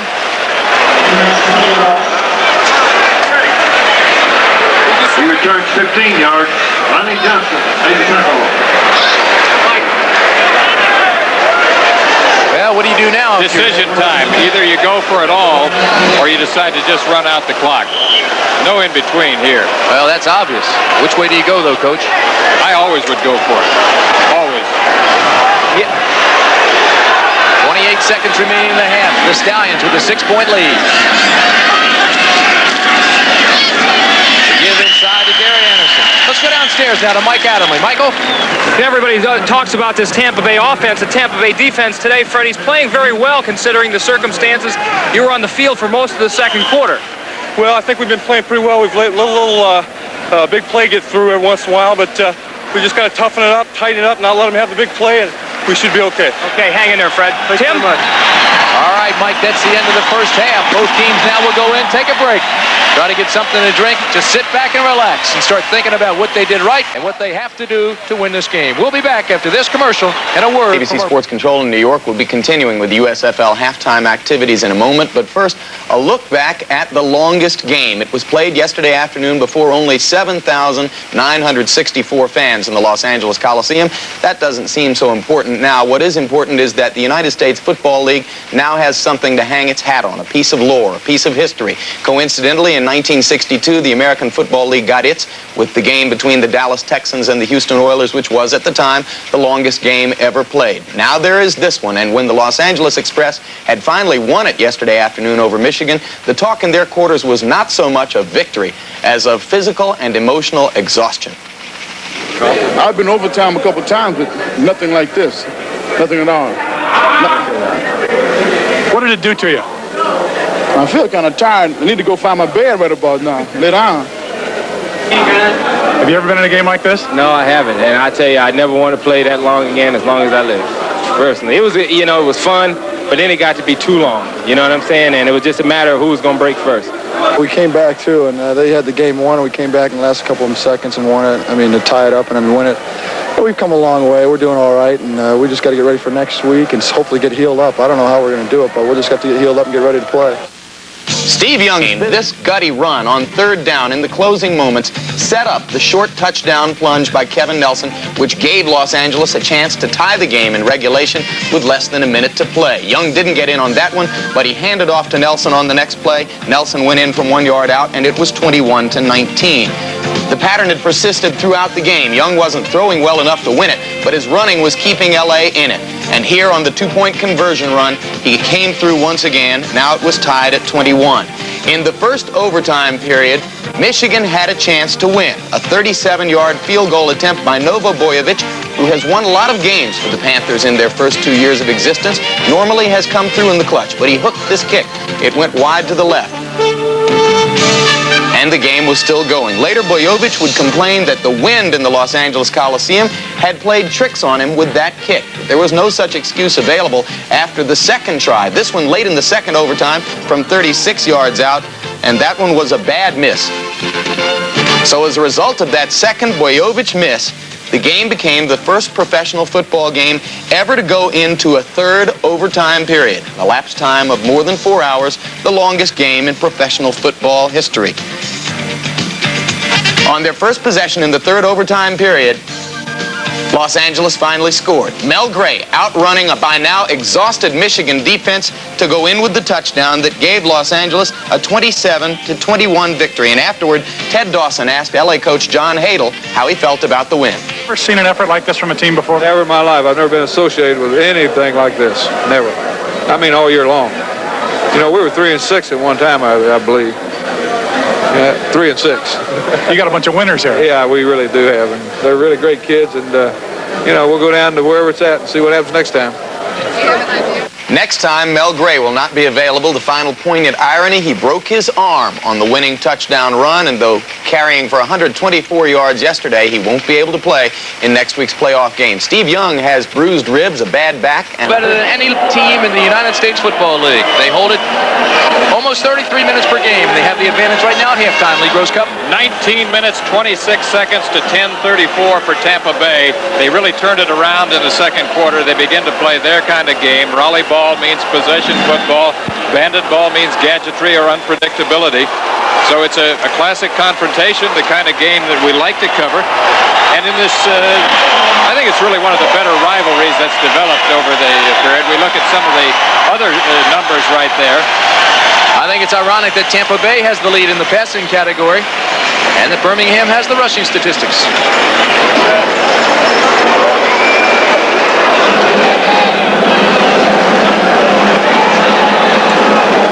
Comparative numbers on the two quarterbacks. John Reeves has the better yardage numbers right there. Cliff Stout is 6 of 13 for 73 yards on the day. However, Cliff Stout has been more effective as a runner. He has scored 2 touchdowns himself. He's an all-around athlete out of Youngstown State. Mentioned earlier that he passed up Ron Jaworski. These teams, of course, are playing for the right to beat Philadelphia next week for the Eastern Conference Championship. That'll be at Franklin Field against the Philadelphia Stars. Raleigh Dodge is the head coach. He is, in my opinion, one of the game's greatest teachers. Strong fundamentalist, strong on techniques. Also as a player's coach. These guys love him. And if this offense often resembles the Pittsburgh Steelers, you know why. He's best known as the offensive coordinator for the Pittsburgh Steelers. Playoff experience 4 times while he was there. He has 2 Super Bowl rings. 2 diamond-studded championship rings. That are symbolic of Pittsburgh's back-to-back Super Bowl titles in 1978 and 79. The southern congeniality of Birmingham. Did you have your grits this morning? No, sir. I had mine. I'm now a member of Weight Watchers. That's right. Congratulations. WW. When the season began, I said I'd lose 30 pounds. At the Winter Olympics, I weighed 230. Right now, I'm at 208. And a way to go, Tim. 17-11 is our score at halftime, and we're just about ready to begin the second half. It's been a good old-fashioned street brawl. I started to amplify a little bit on the rivalry. I think in the 2-year history of the United States Football League, this has developed into one of the best rivalries. It's 2-2 now over the last 2 years, and in total points, only 1 point separates the two teams over those 4 games. Birmingham has scored 89 points, a total that is. Tampa Bay has scored a total of 88. Raleigh Dodge, we've talked about him as being a true fundamentalist. Not surprising. Two men who influenced his life, Biggie Munn and Duffy Doherty, who he played for when he was at Michigan State. He was on a national championship team in 1952 when he played for the Spartans there. Some of his other contemporaries were Frank Cush, also at Michigan State during the 4 years that he was there. Played both ways back there for Duffy. 51 years old, a student of the game. He told us a great story. He said back in those days that they took all of the fullbacks and the slowest ones became guards. The 2 deep men for Tampa Bay. 25 is Alvin Bailey out of Alcorn State. Ricky Williams is number 44 from Florida State. Another outstanding coach on the right is Steve Spurrier. One of the most competitive, youngest, innovative, most imaginative coaches in this league. Danny Miller to kick off. It is a high kick, drifts over near the sidelines. It'll go out of bounds. The referee will throw a penalty flag. We'll move it back and kick it again.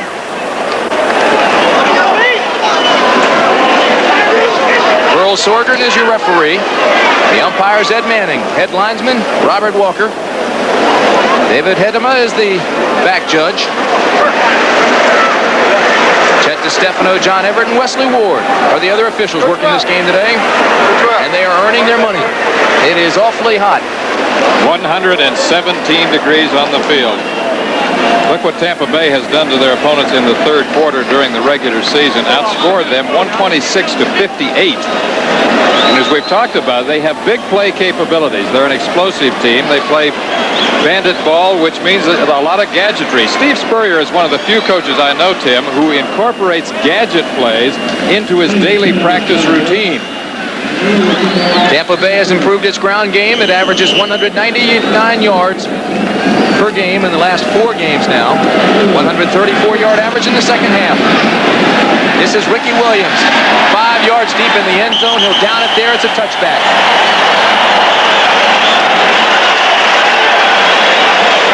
So they'll bring it out to the 20-yard line. And that's where Tampa and John Reeves will have it first down. John Reeves, of course, quite a story. Checkered career in the NFL. Personal problems well documented. Booze and pills had him right backed up to his own goal line in the game of life. Had a spiritual transformation 3 years ago. Has turned his life and his game around. They mark it at the 20. First down, Tampa. Anderson in motion, number 43. The pitch back to Anderson. He cuts back against the grain. Reeves throws a block. First down, Bandits. John Reeves threw the block that freed him and let him get the first down.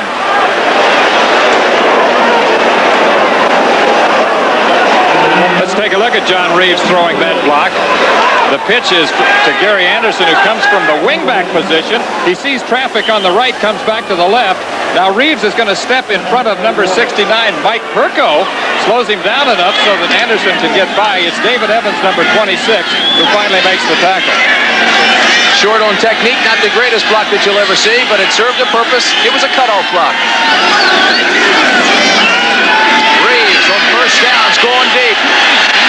Overthrown. It was intended for Spencer Jackson. But Ricky Ray was with him step for step. Spencer Jackson, a big play receiver who averaged 20.2 yards per reception during the regular season. Spencer caught a touchdown pass for 21 yards against Birmingham last weekend. It'll be 2nd and 10 from the 31-yard line.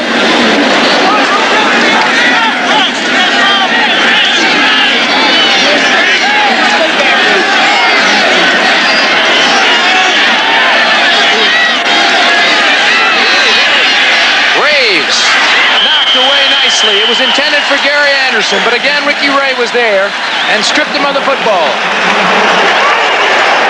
So now it'll bring up third down in a taxi ride. They need 10 for the first.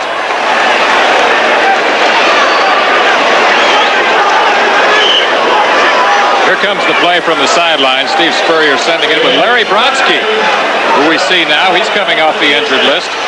Played in the first half. We talked about that. Wilfred Morgan goes out.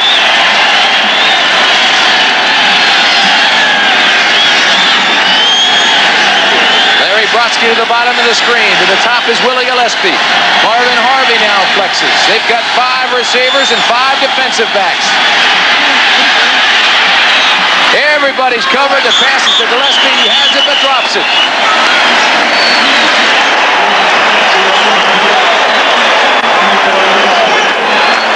The tail end of the play, Gillespie, number 88, working on Dennis Woodbury, number 21. Look how deep he goes before he makes his cut to the outside. The ball is thrown perfectly, and he doesn't look it in. He loses his concentration.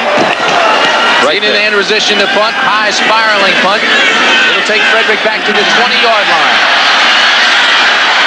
It's a block, cuts back to the 30, to the 35, and knocked out of bounds at the 37-yard line by Lonnie Johnson. So the Stallions will have the ball for the first time in the second half following a 49-yard punt. Our score is 17-11. Tremendous knowledge of the game, and he gives this club experience and leadership. Right now, he's just waiting for another opportunity to get his offense on the field. Cliff Stout is the man at the helm right now in the white. Number 18 for Birmingham. The numbers on Cliff Stout for the afternoon. From the 38-yard line. First down. Joe Cribbs. Joe Cribbs may have lost a yard. Mike Clark recovered nicely and made the tackle from the backside. Well, they say happiness is pursuit, and that time the defense had it.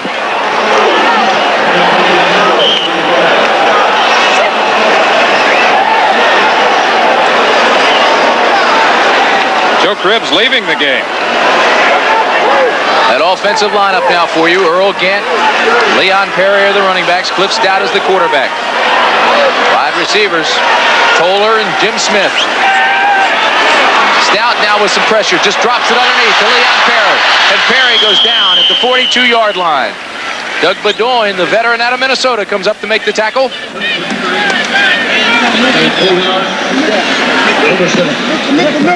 As you look at Leon Perry and the heat of the moment, when the game started, it was 117 degrees. That's Chris Foote, the center.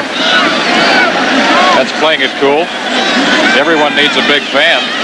Let me set that offensive line for you now. It is Pat Phoenix, Pat Saindon. Tom Banks is the center for Birmingham. Buddy Idolette and Robert Woods. Robin Earl is the tight end. It is 3rd and 7 at the 41. Toller in motion. Stout, quick drop, throws the out pattern to Smith, first down. So Jim Smith gets the first down. He's run out of bounds by Warren Hanna, number 20.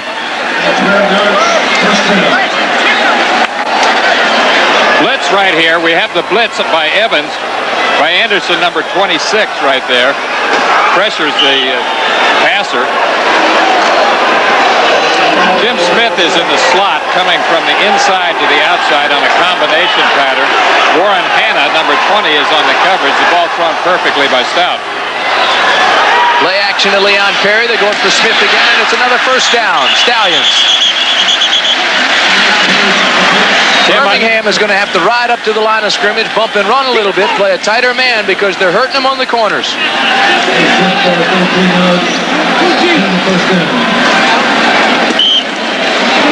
Cliff Stout, I like to watch Cliff Stout and Jim Smith go to work because they're so fundamental the way they approach their intermediate pass cuts. Look what's happening down in Houston. 13-3, Houston has the lead. Tony Fritz another field goal. It looks as if Birmingham is working against Bruce Vaughn, the cornerback. That's the man they're working on right now. This is Earl Gant. Pretty good head knocking going on right now. Mike Clark is the man who came up and made first contact. He's 6'4", 247. There's Leon Perry putting his hat back on, strapping it on. Reflecting back to the Arizona-Houston score a moment ago, Tim, they're playing for the right to play Los Angeles. But strangely enough, that game could be played in Arizona next week. First time I've seen it in football that the team wins the home field, could win the home field and forfeit that. They couldn't find a place to play. Getting ready for the Olympics at the LA Coliseum. So they forfeit the home field. This is 2nd and 8. Stout with time, has Joey Jones and overthrows him. Jones was open.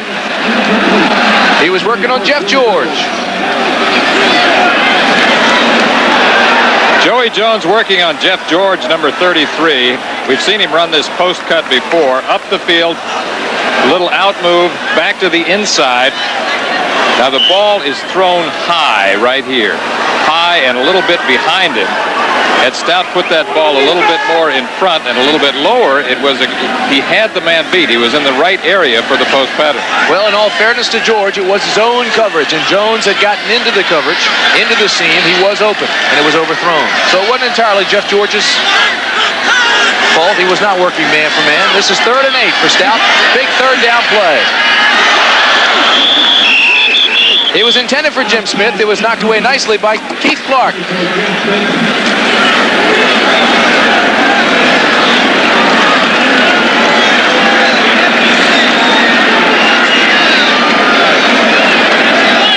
So Danny Miller will come on now to attempt the field goal.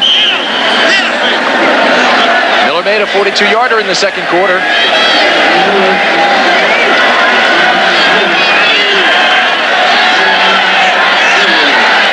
This one from 49 yards. Snap is good. The hold is down. He didn't get all of the kick, but it does have the distance, and it makes it. So the kick is good. Coming into this ball game, his longest was 47 yards against Philadelphia. This one from 49. And it gives Birmingham just a little bit of breathing room. They now lead 20-11. So we have 10 minutes and 25 seconds remaining in the 3rd quarter in Birmingham. When we come back, number 25 is Alvin Bailey. He's a 5'10", 183-pound speedster out of Alcorn State. Number 44 you saw was Ricky Williams. He's out of Florida State. He's 5'10", 173, runs a 4.5 40. Danny Miller is the man that'll be kicking off for Birmingham. We've got 10 minutes, 25 seconds remaining in the 3rd quarter. End-over-end kick that is taken by Ricky Williams. Gets a hole to the 20, to the 27-yard line.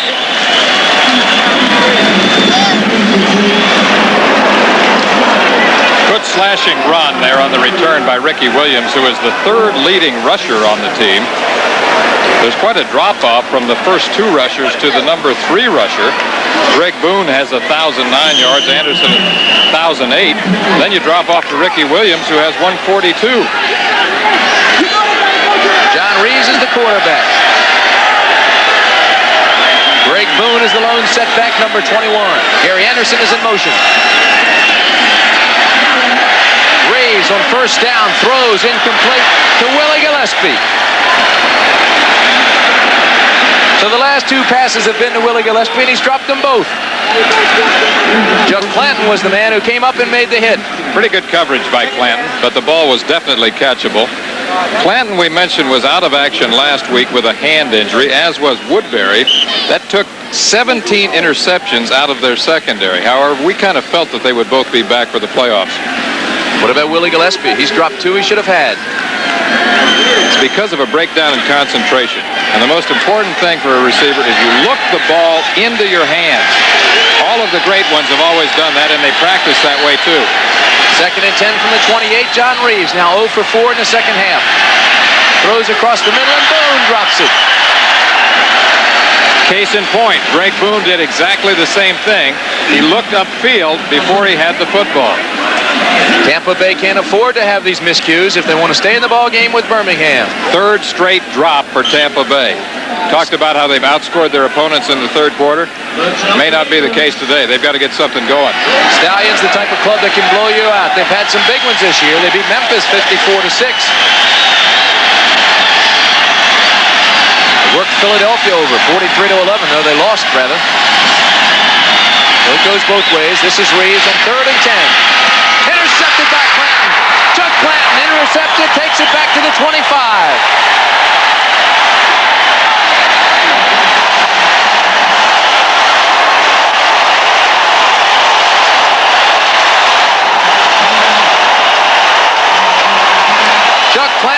12th interception of the year, his second today.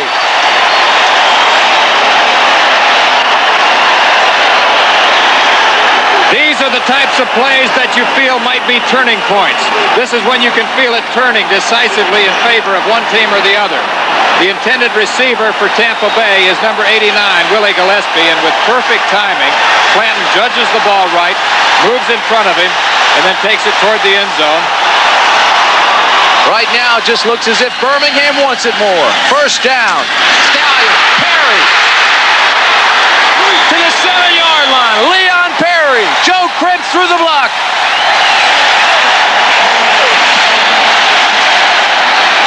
You can feel the emotional energy of this stadium. Look at the blocking on the left side. This is good fundamental football. This is Raleigh ball. Crisscrossed by the lineman, lead block by Joe Cribbs. And big Leon Perry, all 248 pounds of him, bulls his way into the secondary. Influence blocks, they run the trap. It sets up first and goal from the 7. Perry bangs left side, down inside the 5 to the 3-yard line.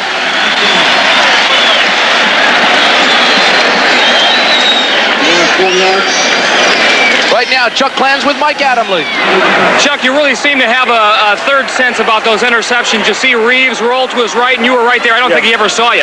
No, you see, we were in a read coverage where we're doubling Gillespie, and that's where he was going. But luckily, I was there to get him. So you saw it all the way, huh? Read it all the way. Okay, great interception. Timmy? All right, Mike, it sets up second and goal from the 3. Everybody in tight, 2 tight ends. Earl in motion. They gave us to Cribbs. 5. Touchdown, Stallions.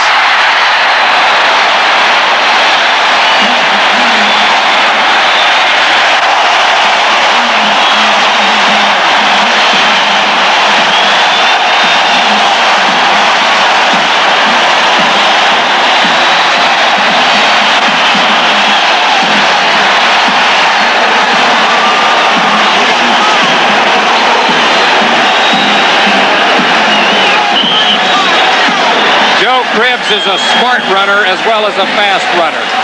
Watch how he senses it here. He gets a block from Robin Earl, number 89.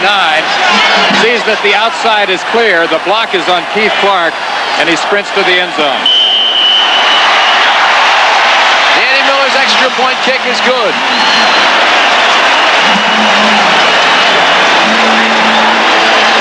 One more look at the blocking along the offensive line. The pulling guard on the right is number 64, number 74. And Joe Cribbs comes to the outside here after a little dip back to the inside. So Joe Cribbs puts Birmingham up 27-11 with 7 minutes and 59 seconds remaining in the third quarter. The crowd is excited. Championship game. The Los Angeles Express against the winner of today's Arizona-Houston game. Houston now has the lead in that ball game. Then on Sunday, ABC's USFL coverage continues. It'll be the Eastern Conference Championship. Tampa Bay or Birmingham will go against Philadelphia at Franklin Field. Here in Birmingham, the Stallions have the lead, 27-11. 7:59 remaining in the third quarter. Ricky Williams, 5-yard sweep. Wants to run it out. And then downs it for the touchback. They'll bring it out to the 20. So when we bring it out to the 20, John Reeves will have to go to work. He's got 7:53 left in this quarter, but he trails. Tim Bradley Gross Cup at Legion Field, and my question for you, Cupper, is this a critical drive now, or is there still plenty of time? Absolutely, very much so for John Reeves. He has 8 straight incomplete passes. He's 0 for 6 in this half. Clanton looks like he's going to stunt, now drops off. They show zone defense. The man in motion is Harvey. Reeves to throw, under pressure. Has a man, it's Anderson. And Anderson takes it up to the 26-yard line. Almost every play, these two clubs are having words. Two teams that don't like each other much.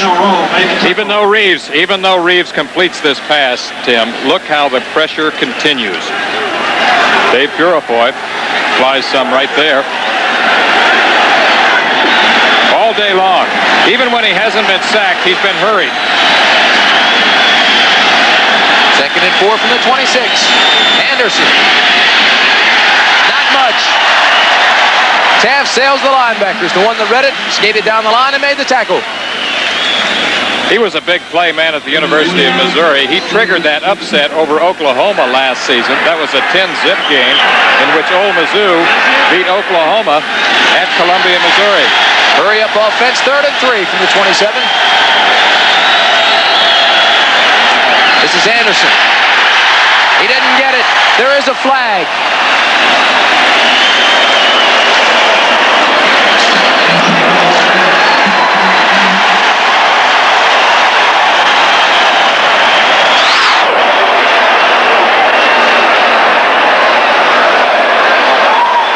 Against Tampa Bay, so they'll move them back. They don't get a break this time.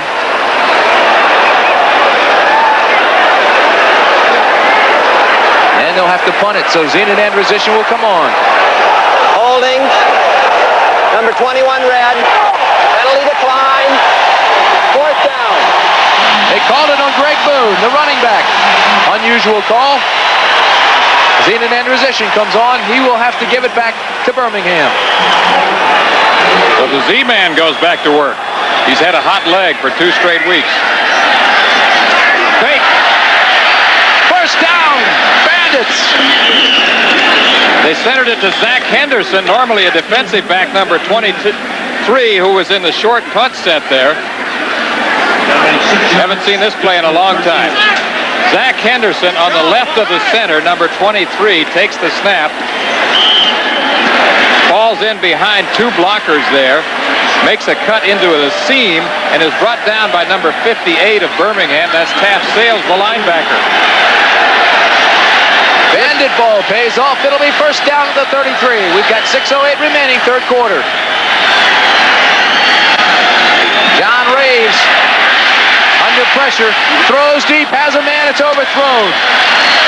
Willie Gillespie's pointing back, wanted pass interference on Ricky Ray. No call. He was out there. He was 5 yards behind the nearest defender.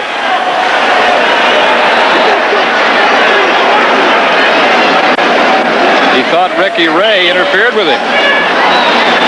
Those are signals from Steve Spurrier indicating the calls. Ronnie Padgett comes out of the ball game. Fred Bohannon comes in. So Birmingham now goes to its nickel defense. 5 defensive backs. It'll be 2nd and 10 from the 33.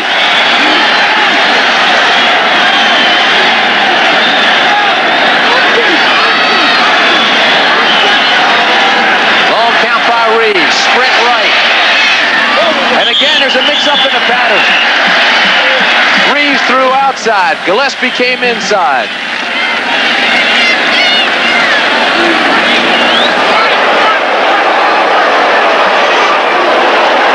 That tells it all. You can't have mental breakdowns in a playoff game and expect to win. Now in the 4th quarter, Houston leads Arizona 13-3. So it looks like the Gamblers are holding on against George Allen's Wranglers. The winner of that game plays Los Angeles next week for the Western Conference Championship. Reeves now 1 for 9 in the 2nd half.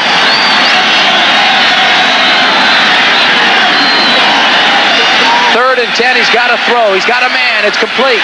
And Marvin Harvey comes up with the first down. So they're scrambling, but it's been productive. They put themselves in a hole. They come back and get 2 first downs. That's a safe man to come back to. Marvin Harvey has emerged as one of the premier tight ends in the league, leading receiver on the team, and that's been one of his most effective pass cuts. It's the crossing route. Reeves rolling to his right after a fake to Anderson and throwing back across to Harvey. He's now 9 of 24 in the game, 2 of 10 in this half. Harvey came into this game with 13 catches in the 2 games against Birmingham. He loves to play the Stallions. From the 45, first down, flags fly. There is a penalty. Reeves has time, drops it off to Boone, and again another flag flies.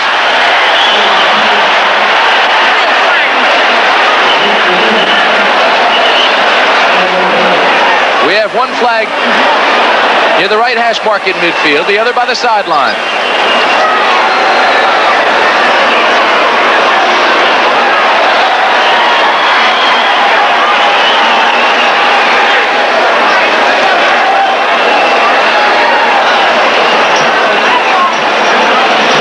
He's no quitter, that man, Steve Spurrier. He'll keep his club in this ball game.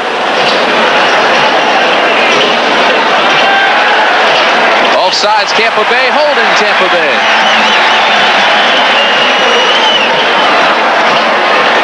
The book on Steve Spurrier is he'll find a way to beat you, no matter what it is. Golf, checkers, ping pong, tiddlywinks, whatever. He was the Heisman Trophy winner in 1966 and a first-round draft pick of the 49ers in 1967.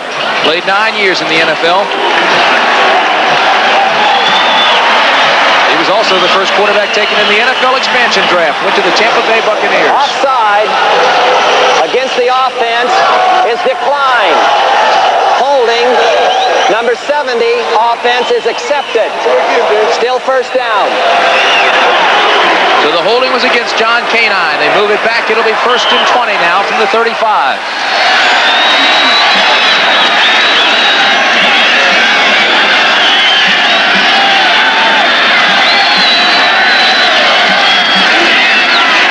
Reeves under pressure. Backside screen to Boone to the 30.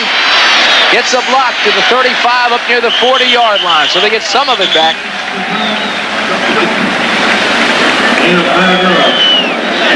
Hand signals from Steve Spurrier simply indicating to John Reeves either the formation or the entire call. We have 4 generations of Florida quarterbacks, if you want to go back all the way to the 50s. Jimmy Dunn, assistant coach out of the 50s. Spurrier out of the 60s. Reeves out of the 70s, and Wayne Peace out of the 80s. It'll be 2nd and 15. They spread everybody wide. Even their tight end, they flex him off 5 yards. Reeves to throw it into coverage again. And it's almost intercepted. Now a flag comes out. It'll be pass interference. Dennis Woodbury, Fred Bohannon with the men back there covering, along with 55, Herb Spencer. What the hell?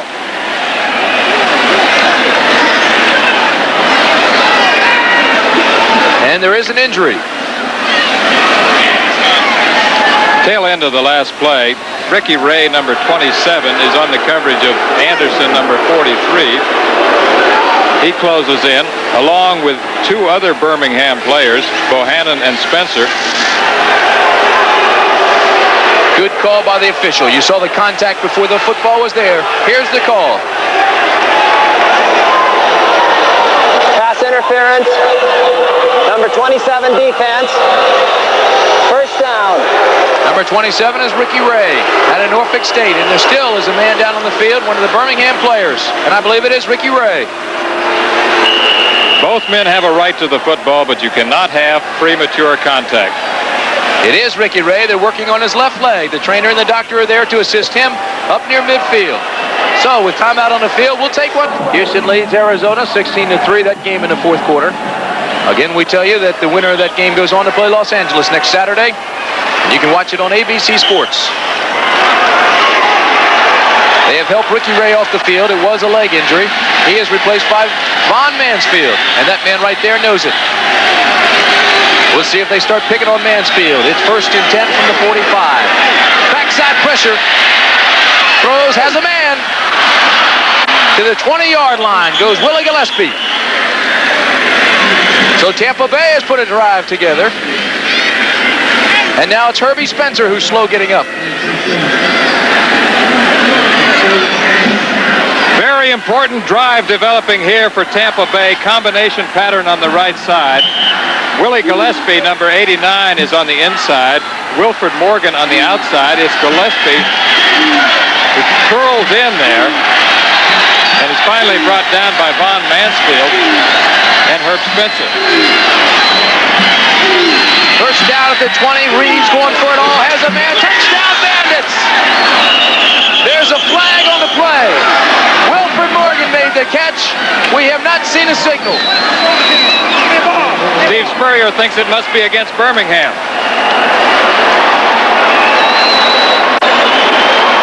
John Reeves went to the bundle. The ball had to be perfectly thrown. It was. Pass interference. Number 21 defense. Decline. Touchdown. So it's against Dennis Woodbury. The touchdown will stand. We've got ourselves a ball game, Lee Grosscup. And John Reeves, after a sluggish start in the second half, now has 11 of 26 for 162 yards. Remember, we saw him do this against Philadelphia earlier. Reeves straight drop back here. And watch the interference call against Dennis Woodbury, number 21, as Wilfred Morgan, an acrobatic receiver, goes up for the football right there. He was face guarding him, but it doesn't count. Tampa Bay going for 2 again. They were successful the first time they tried it. Anderson in motion. Braves backside pressure overthrows the receiver. It's intended for Wilfred Morgan. Big play by Bill Rowe, number 52. Blindside pressure on John Reeves. Well, on the touchdown pass, it looked like man coverage by Dennis Woodbury. He was man for man. They come back for the 2-point conversion. Again, it's man, but it's overthrown. Great pressure backside. And he had to hurry the throw. So now we got a 10-point ball game, 27-17. The backside pressure by Rowe, number 52, right in the number 7 of John Reeves as he tries to throw for the end zone. He was trying to throw for Wilfred Morgan underneath the goalpost. Now the offensive lineman who comes up and lines up without a man over his head has to pick up the backside pressure. Nobody did. He came through cleanly for the sack. Actually, reminder. They won't give him a scoring drive of the day for Tampa Bay because it gets them back into the football game. They moved 80 yards in 10 plays and used up 4 minutes and 36 seconds. As you look at Willie Gillespie, let me tell you, there are a couple of big plays in that drive. They went on 4th down on a fake punt, got the first. Came back on 3rd and 10 with a pass and got the first. And then went for the big play and got the touchdown.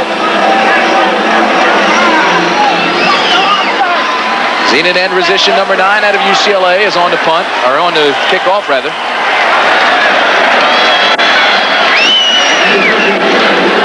Lonnie Johnson, Von Mansfield of the deep end. This will be Lonnie Johnson at the 14. Good field possession for Birmingham as he rides it all the way back up to the 28-yard line.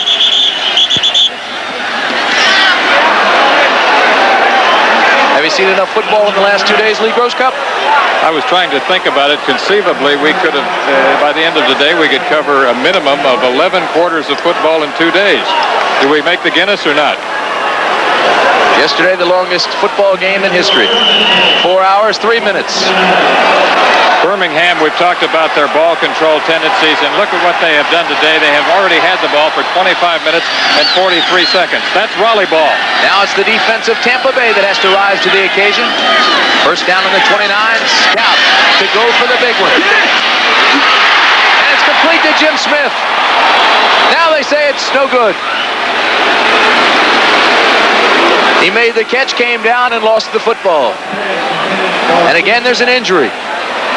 Well, this looks like a cramp. When the game started, it was 117 degrees down on the field. Zach Henderson has a cramp. Jim Smith, number 86, running a route along the sidelines. Gets up here.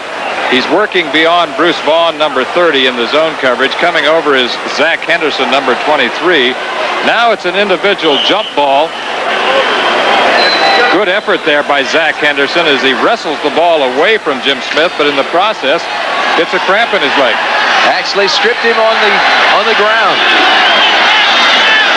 It'll be second down from the 29.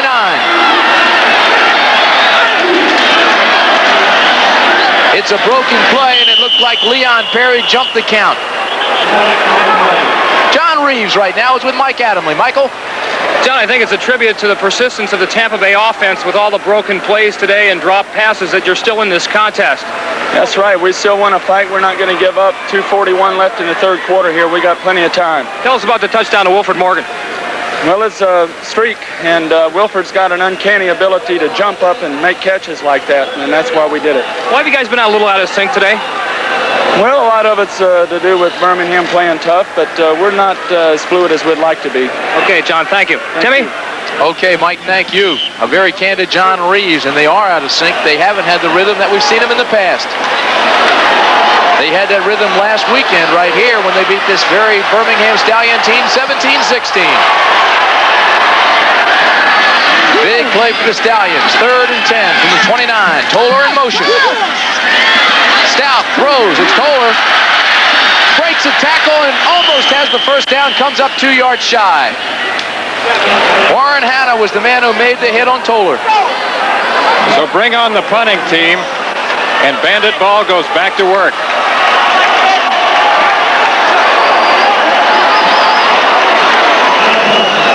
Valley Dodge now becoming concerned.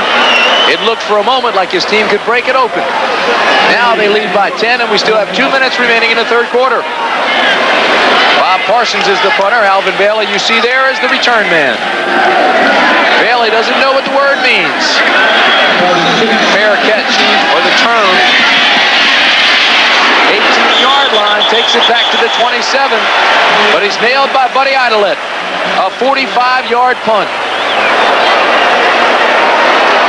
Coming up tomorrow night on ABC, don't forget, live 8 o'clock Eastern Time, Monday Night Baseball continues, and we've got 2 outstanding ball games for you. In the American League, the Detroit Tigers try to widen their lead against the very tough Chicago White Sox. That game out of Comiskey Park. And the Chicago Cubs surprising everybody, challenging for the lead, going against the San Diego Padres. Monday Night Baseball on ABC. Lonnie Johnson still down on the ground after that return. We have really seen some hitting out there today. The late Vince Lombardi once summed up football. He said, dancing is a contact sport. Football is a hitting sport.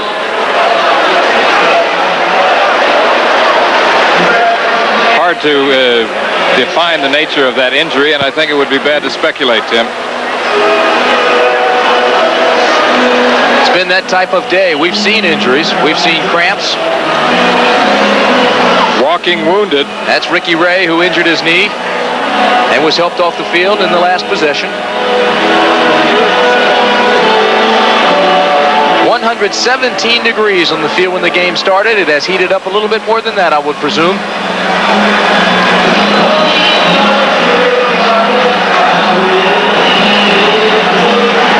Although it is overcast now where we had the sun before, it's a hazy day in Birmingham. That's a telling statistic right there.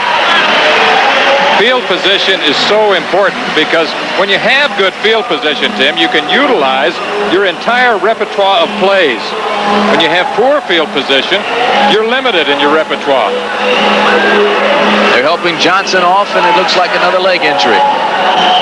Still in the fourth quarter, Houston leading Arizona 16-3. It's beginning to look a lot like Los Angeles, Houston at the Dome next week. Well, what a game that will be. Houston with the run and shoot offense on Saturday, going against Los Angeles.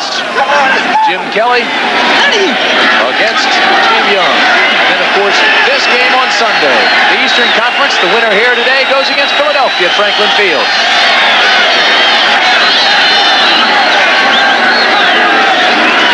The pitch back to Boone. Boone, tough yardage, tries to get out of the pile and can't.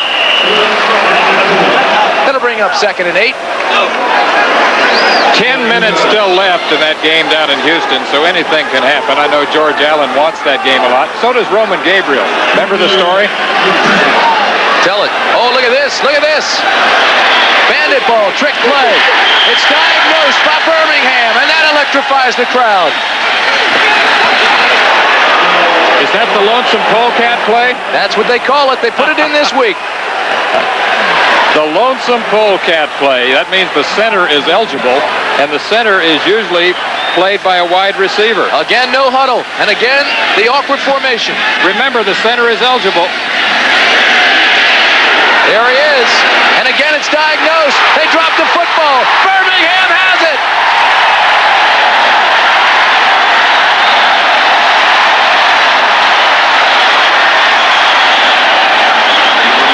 There is a flag down, however.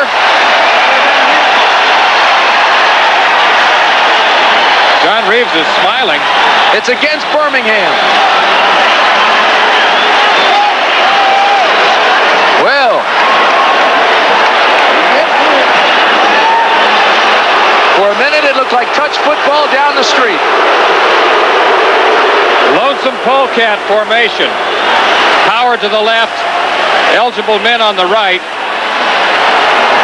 Ball thrown and completed to number 80, Wilford Morgan. He's sandwiched there. Recovery apparently. Let's listen. 12 players on the defense participating. 5 yards. No wonder they anticipated and defensed it so well. They had 12 men on the field. In Canada, that's legal. not in the United States. They had two receivers to the right. They had the center at midfield. They had everybody else to the left. They threw to the center, but there were 12 men on the field for Birmingham. Birmingham penalized 9 times now for 80 yards. Wonder how long it took Steve Spurrier to teach his wide receiver Wilfred Morgan to snap the football. Give us a first down here. Steve Spurrier wants the first down. Raleigh Dodge wants third. Well, Wilfred Morgan is a young player with a lot of talent. I don't think it took him too long to learn to snap the ball. You want excitement? We've got it. They say that Bandit ball is synonymous with unpredictability. They will do anything at any time from anywhere on the field.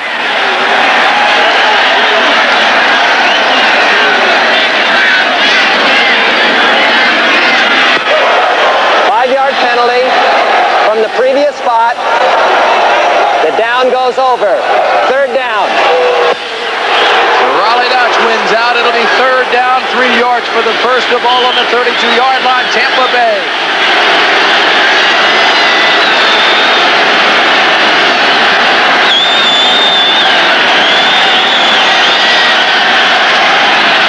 Reeves. Incomplete. Intended for Willie Gillespie. Poorly thrown. Gillespie was open, had the first down yardage. It was thrown behind him. Steve Spurrier is furious. They had the right call at the right time. The pattern was there.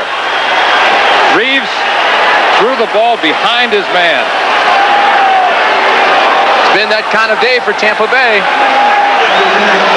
Jimmy Jordan right there talking to assistant coach John Roush, who was a head coach with 2 different NFL teams, Raiders and the Bills. 4th and 6, seen in end position. Gets off a high spiraling punt that'll take Ron Frederick to the 25-yard line. He returns it to the 29.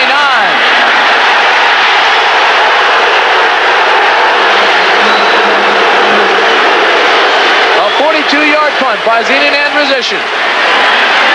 And a 4-yard return. So Birmingham will go to work once again. 21 seconds remaining in this third quarter. Again, they have opportune field position as they start from their own 29, 30-yard line. Steve Spurrier is a study in frustration right now as he kicks the dirt, has a perplexed countenance here in the second half. He is a frustrated man right now, and not too surprising. He likes to win anytime. 21 seconds remaining in the third quarter. First down, Birmingham. This is Cribbs, right side. Picks up 3. It'll be 2nd and 7. This rivalry keeps heating up. It's been a good one. The frustration of Steve Spurrier, I think, is compounded by the fact that he was out on the field as a player so often himself, and he knows that he could execute. He hates to see the lack of execution. He hates to see the breakdown. And right now, his team is broken down, and they trail by 10. So that's the end of the third quarter. United States Football League action continues. Tampa Bay and Birmingham after an exclusive presentation of ABC Sports. Today's game is being brought to you by Michelob Light, an exceptional light beer with a rich, smooth taste. And by Chevrolet, with the performance, the style, the innovation, the quality, and the value that make up today's Chevrolet. We've got 15 minutes remaining at Legion Field. The Birmingham Stallions have a 10-point lead. They also have the football. It's 2nd and 7 from the 33-yard line to start the final stanza. Joey Jones, Jim Smith, the wideouts. Leon Perry, Joe Cribbs, the backs. This is Perry. Right now, let's go to New York. Jim Lampley has this USFL report. Tim, through 3 quarters, the Arizona rushing tandem of Tim Spencer and Kevin Long could generate only 24 yards. But now, Spencer has broken through for this 20-yard touchdown run. And it's 16-10 Houston with 6 minutes to go. Jim Kelly, 44 TDs in the regular season, none today. Back to Tim Brandt. So Jim Lampley, you keep an eye on that one for us. We've got a whale of a football game there. We've got Birmingham leading by 10 here. Joe Cribbs, first down. Loses the football, fumble.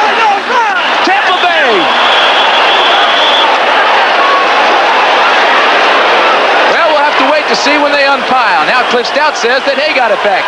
Nonetheless, there's a wrestling match at the bottom of the pile. Robert Earl, the big tight end out of Washington, comes up with the football. Alonzo Johnson made the hit. The ball popped loose, and Robert Earl got it back.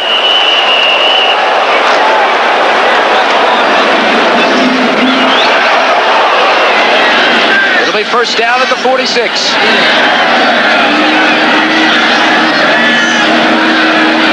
Looks like a little bit confusion. Very much confused. He might have to call timeout, or he's going to get penalized. He better hurry up. 3 down linemen. Outside linebackers applying the pressure. Perry. Face mask. We'll wait and see. Bruce Vaughn is the man who made the tackle.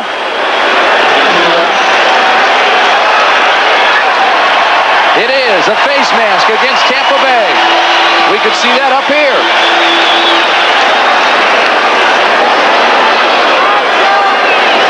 On the monitor. No, I know what you mean. I saw it. Leon Perry, number 30. Defense, still first down. Here it is right here.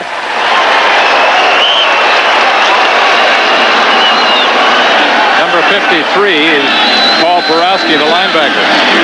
It'll be first and 10 from the 39-yard line. Perry, flea flicker, Stout, looks deep, now in trouble, and overthrows his tight end purposely. Well, he got in trouble. Everybody was covered, so he overthrew Robin Earl just to alleviate the sack. Ken Toller looked like he was open. Raleigh Dodge has the reputation of being a conservative coach, but he will surprise you at times. He will go for the big play on 4th down. He'll also use an occasional gadget play. The numbers on Cliff Stout reflected there, 10 of 21 on the day. That's the story. 13 minutes, 36 seconds remain. A 10-point lead. The Tampa Bay defense has to stop Birmingham now. 2nd and 4. Stout pumps, reloads, now looks to his tight end. Earl has the first down.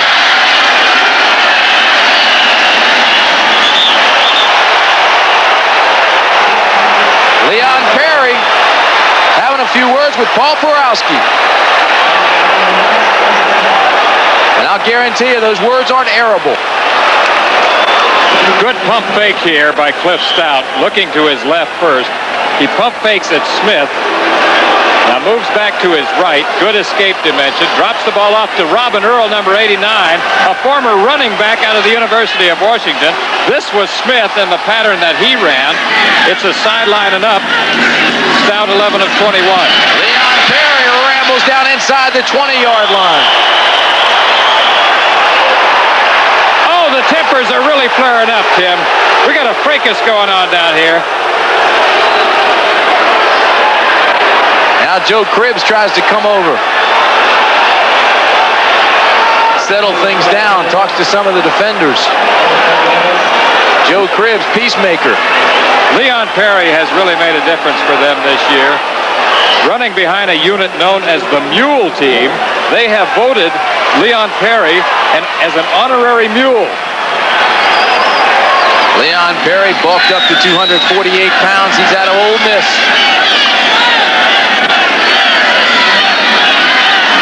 Joey Jones comes back in. Toller goes out. At the bottom of the screen is Jim Smith.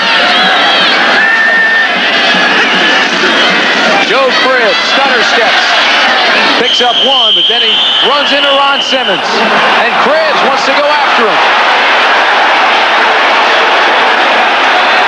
Well, they're losing their composure right now in the heat of battle. We saw this scramble last week. Two clubs that don't like each other very much. They will scratch and they will claw. And they will keep coming at you. I think it's one of the most intense rivalries in the short history of the United States Football League.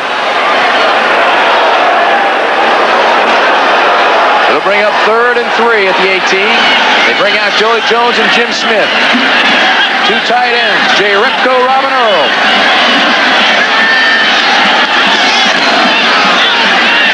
Little cross buck.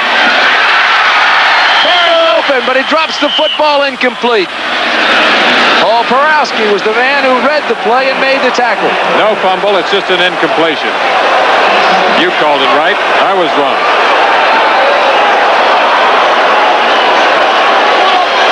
Good action here.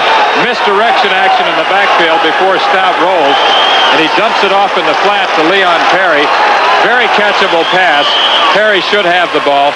Remember another thing, the heat and the humidity, your hands get sweaty, Tim. Sometimes the ball will slip through. Danny Miller to attempt a 30-yarder. You saw the numbers there. From the 30 to the 39 yards, he's 4 for 4.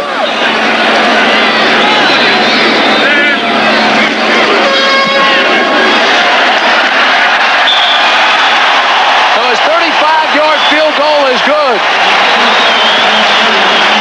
And Danny Miller lengthens the lead. 10 minutes, 54 seconds remain. And seconds remain in the game out west. And Arizona has the football, trailing by 6. George Allen's Wranglers could still win that game. Would that be something? Here in Birmingham, we've got 10 minutes and 54 seconds remaining. And the Stallions lead it 30 to 17. This will be Ricky Williams from the 5, the 10, the 20. Gets a hole. Out close to the 30. He nails it at the 30-yard line. Ron Mansfield is the man who took him down there. Ricky Williams, who had an incredible career at Florida State playing for Bobby Bowden there, has been effective on returns for them, and he's the 3rd leading rusher on the team. John Reeves going to work on what might be the most important drive of the afternoon for Tampa Bay as we look at the rushing yards. Joe Cribbs has outgained the entire Tampa Bay team. Wilfred Morgan goes to the top of the screen. The bottom of the screen, Jerry Anderson. First down. They're going deep to Morgan. Intercepted by David Evans. He was out of bounds. Or was he? David Evans, number 26, is still down. They do say he was out of bounds. I think it's a good call, Tim. Remember, this is a 2-foot league.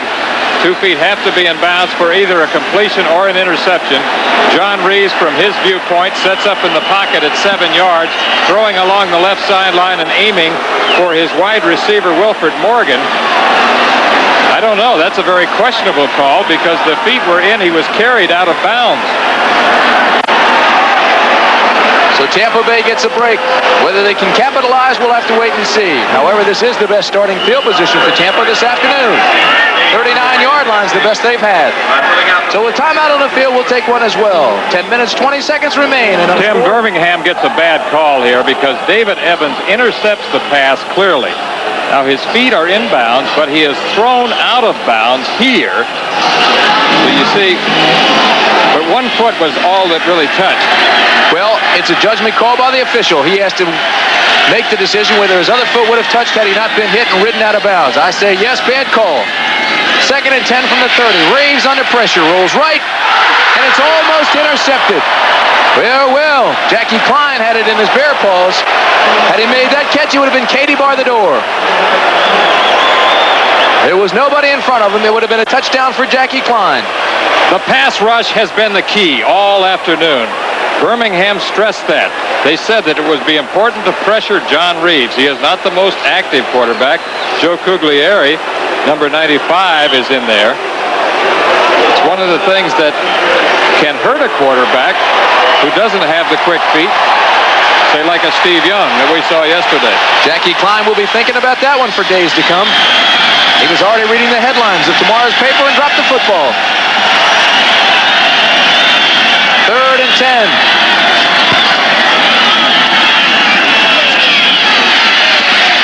Reeves throws. Complete to Frederick, first down. Check that. Larry Brodsky, number 82.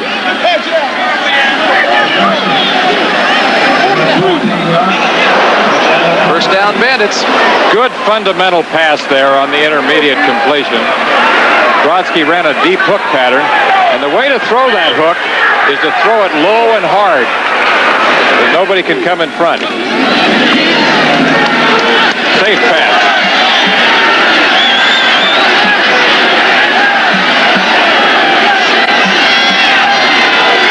Brodsky and Morgan to the top. Gary Anderson to the bottom of your wide receivers. This is first down. Greg Boone up close to another first down. Loses the football. There's a scramble. Birmingham says it got it.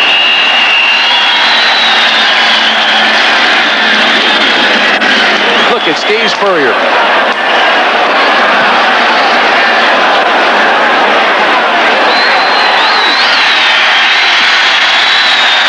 Still no signal from the officials. Birmingham has the ball, and it's David Evans who comes up with it. But it was Herbie Spencer, once again, number 55, who got the hard hit on Greg Boone that knocked the ball loose, setting it up for David Evans, the X-back. We've got 9 minutes and 20 seconds remaining in this ball game. The Stallions make another big turnover. They're plus 18 in New York with the latest from the Astrodome. Remember Doug Dennison, who used to wear number 21 for the Cowboys? He wears that number now for the Arizona Wranglers. This touchdown catch, 11 yards from Greg Landry, with 1:49 to go in the Dome, has given Arizona its first lead of the day, 17-16 over Houston. Now back to Tim Brand. So the Los Angeles Express are sitting home watching that one, wondering which team it will be, Arizona or Houston. Right now, the Wranglers have the advantage, and this is the key to our ball game. Tampa Bay, 4 turnovers, Birmingham, none.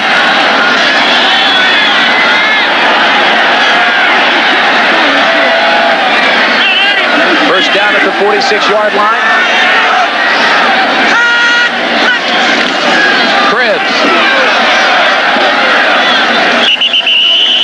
Picks up 3 tough ones. It'll be 2nd and 7.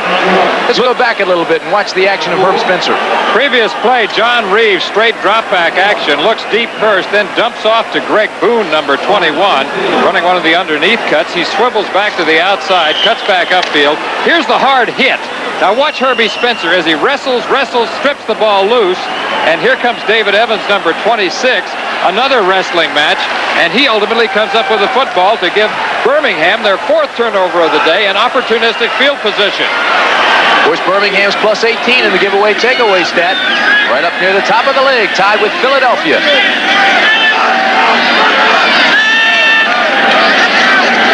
It's 2nd and 6.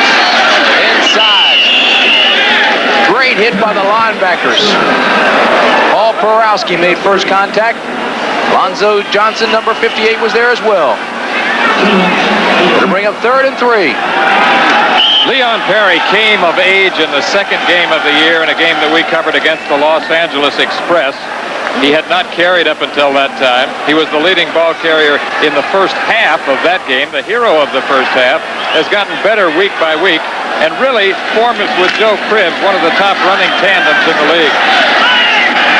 Hard to believe a man that big was also a track athlete, sprinting in the 100 and 220.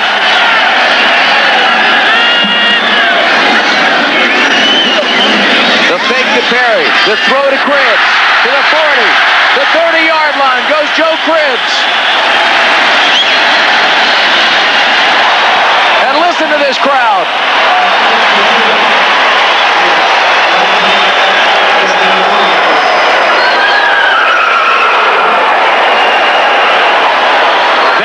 Effective with play-action passes, Tim, because they establish the running game so well first. They are a team that will pound on you. Nobody pounds on you better than Birmingham, especially with tackle-to-tackle running, especially with trap plays. They faked the trap that time to Leon Perry, threw back in the flat to Joe Cribbs, and he's dangerous in the open field. Cribbs and Perry complement each other so well. First down from the 30. This is Perry. Not much. Ron Simmons made the penetration, big number 74. He's 260 pounds, and he met a brick wall with Leon Perry. They both went down in a huff. Ron Simmons, number 74 out of Florida State, was a nose tackle there, and one of the best nose tackles they have ever had. He's the strongest man on the team. He was a nose tackle in the 3-man look. He is now a tackle in the 4-man look. They switched to that look in week 7. Since that time, they have won 11 out of 12 games. That, along with the emergence of John Reeves, has made the difference for Tampa Bay. Mark Battaglia comes in. Jim Smith comes in. Lone setback is Joe Cribbs. It's 2nd and 11. They're looking for Smith, and it's overthrown. Zach Henderson and Bruce Vaughn were out there covering defensively. It was his own defense. Jim Smith in isolation here from his wide receiver position. Curls at 12 yards. He sees that the ball is overthrown. He starts to make a move outside. You know, that ball appeared to be poorly thrown, but it was well thrown. It was a smart pass. That's one of the signs of a veteran quarterback, is when you can artistically throw the ball away. Stout now 12 of 24 for 140 yards. This is 3rd down and 11. It's complete, but it's short of the first down to Jim Smith. Jeff George was there. Good coverage. So Danny Miller will come on, and he'll attempt the field goal.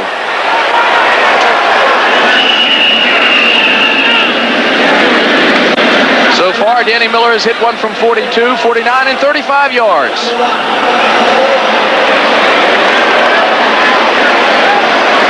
Big day from that little guy from the University of Miami.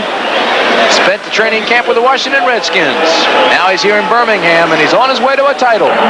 George Allen has brought the experienced Arizona Wranglers back for the win, 17-16 over Houston. The winner now, Arizona, will host Los Angeles next Saturday for the Western Conference Championship. Lee Grosscup and I will be there. What a comeback by George Allen's I believe that will be unprecedented in professional football playoff history for a host team to play at a visiting site. Los Angeles forfeited the home field advantage. They couldn't find a place to play. Here, Danny Miller for a 42-yard attempt. It's long enough, and it's good. So Danny Miller gets his 4th field goal of the day. He's hit from 42, 42, 49, and 35. And the score now, Birmingham 33, the Tampa Bay Bandits 17. We've got 5 minutes and 14 seconds remaining.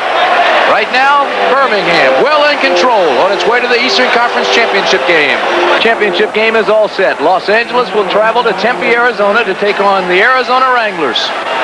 First time I can remember in football history that a team has forfeited the home field for the championship game. And then Sunday afternoon, ABC will show you the Eastern Conference Championship game. Philadelphia will host Tampa Bay or Birmingham. That'll be at Franklin Field. You can watch both of those games next week. The Western Conference on Saturday, the Eastern Conference on Sunday.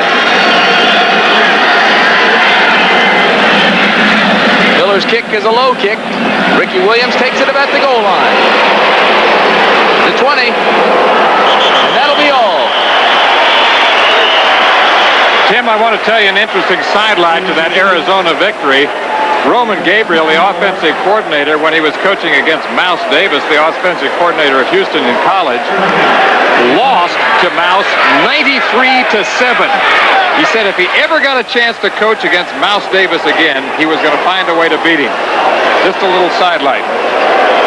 You know, George Allen must have had the defense playing extremely well today to hold the run-and-shoot offense of Houston. Look at the time of possession numbers there. First down, Reeves, backside pressure, drops it over the middle. Pass interference, no call. Now the late flag comes out. The official on the play did not make the call. It came from the side judge. Bill Rowe hit Greg Boone early.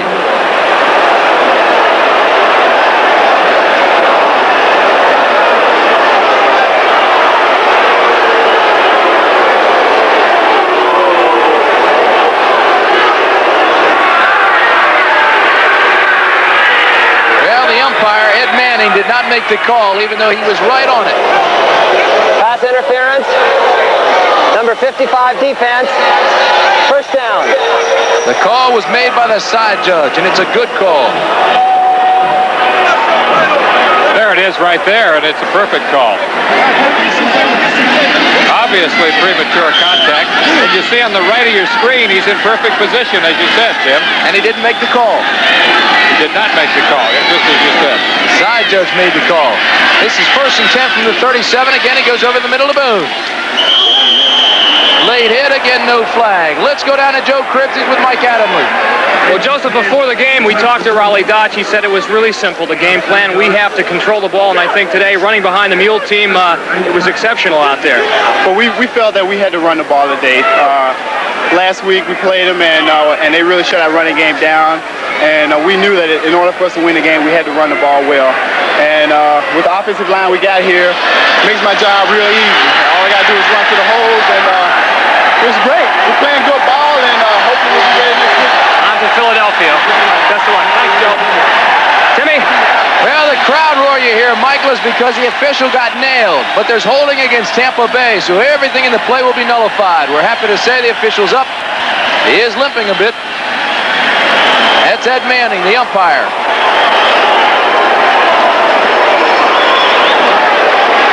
Five-step drop by quarterback John Reeves. Holding. Greg Boone, number 21 64 there. offense. Still second down. There's where the referee gets hurt, right there. You're talking ligaments. Talking knee ligaments when you see that. Well, I hope that's not the case. He's still in the game, and he's still limping around, but he is in the middle. He's all right.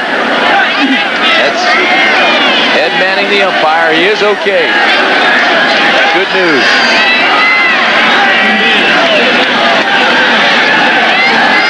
Second and 13. The ball on the 34 again. Reeves has the pressure. And it's intercepted. This time by Dennis Woodbury. Woodbury at midfield. The 5th turnover of the game. Jackie Klein having a few choice words with Wilfred Morgan. Remember, Woodbury and Clinton did not play last week, Tim. What a difference they have made today. Reeves throws his 3rd interception of the day. He's trying to get the ball down to Wilfred Morgan, number 80, and in perfect position is safety man Dennis Woodbury, number 21. Well, the discussion is about Jackie Klein and Wilfred Morgan, who had a heated discussion on the field, and it looks like they're going to mark it off against Tampa Bay.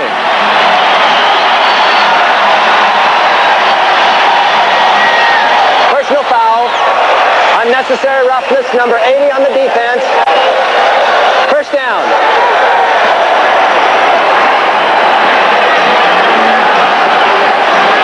Number 80 is Wilfred Morgan. 3 minutes, 57 seconds remaining in this ball game. Birmingham leads at 33-17. And that's the story of the game. We told you that Birmingham leads the league, tied with Philadelphia in giveaway takeaways. They have lived up to that billing, coming in with 5 turnovers. Have forced 5 turnovers. And they've capitalized on both of them. Cliff Stout all day to throw, and finally he just throws it out of bounds.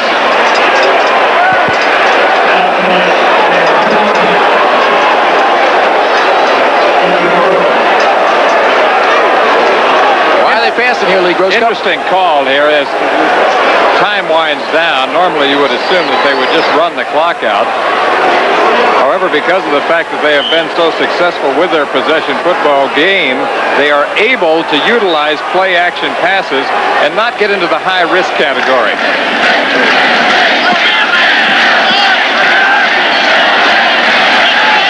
It'll be 2nd and 10 with 3 minutes and 50 seconds left.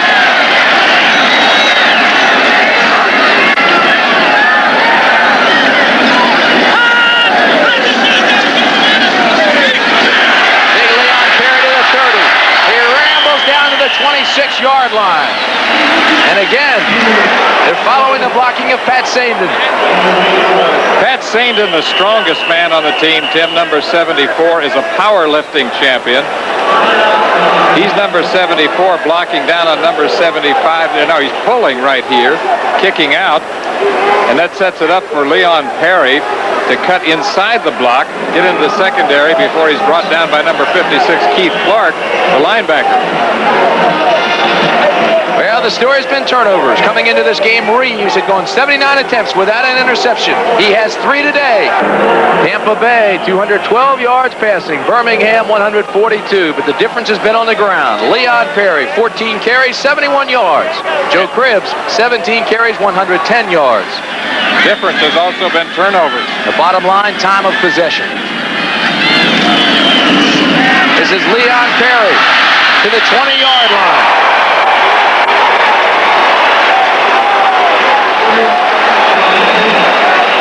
Good lead block once again by number 20, Joe Cribbs.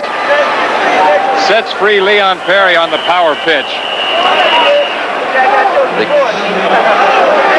Coming up later on ABC World News tonight, Sunday with Sam Donaldson. The Soviets say no to the American proposal on weapons talks. And Dick Schaap reports on a man who has played both in the World Series and at Wimbledon. Should be interesting. Dick Schaap, Sam Donaldson, ABC World News Sunday.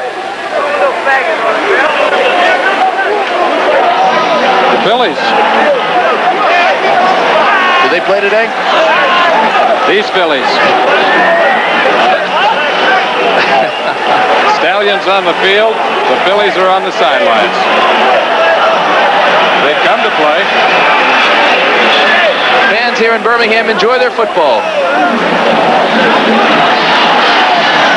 This is Tampa's final timeout. John Reeves, very disappointed. Did not throw an interception in his last 79 attempts. Today he's thrown 3.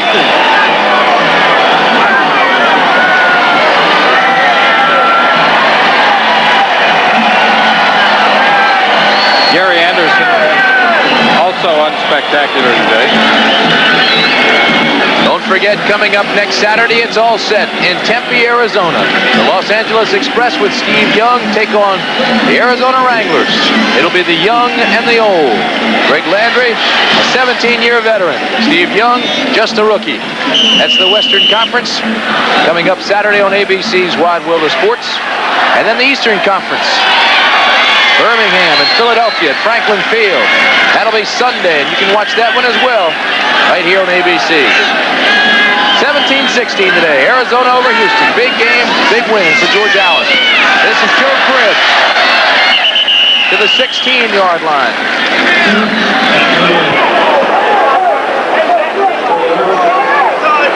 That was Tampa Bay's final timeout, by the way. So with 3 minutes and 1 second, the only thing to stop the clock now is the 2-minute warning. Steve Spurrier, a man we've talked about throughout the afternoon, does not like to lose at anything. He plays every game to win, whether it's a preseason game or a meaningless game such as last week in terms of the final standing. This has got to hurt him. 2nd and 6 from the 15. Earl in motion. Stout inside the 15 to the 14 on a broken play. Good call. That's not the counter option. That's not the whirly bird. That was a broken play. Raleigh Dott's the only head coach I know that also is a specialty coach. Works full-time with the offensive line. He's very much a believer in history. He feels that teams that run the best and defend against the run the best win the most historically. He was giving us a treatise on former Super Bowl teams, and he cited some of the teams who have had strong running games and active quarterbacks. He also is an outstanding Irish tenor and loves to sing those little Irish ditties. Right now, he'll be singing all the way to the championship game next week in Philadelphia. The 2-minute warning. Time, in case you missed it, here was the winning touchdown in the Arizona-Houston game. It came with 1:49 to go. It was set up by a great catch by Doug Dennison. Poetically, it was Dennison who took the ball into the end zone on the pass from Landry. Arizona will play LA next week in Tempe for the Western Conference Championship. Back to Tim Brand. And Jim Lampley, you know that LA beat Arizona 24-17 in a pretty good ball game May 26th. Then they lost the final regular season game, but Steve Young did not play. He sat out and rested with bruised ribs. Arizona won that one big, 35-10. So the rematch is set Saturday, right here on ABC. This is 3rd down and 6. Stout rolls right, now throws deep, and overthrows Leon Perry. Let's go downstairs to Mike Adams. Gotta go in.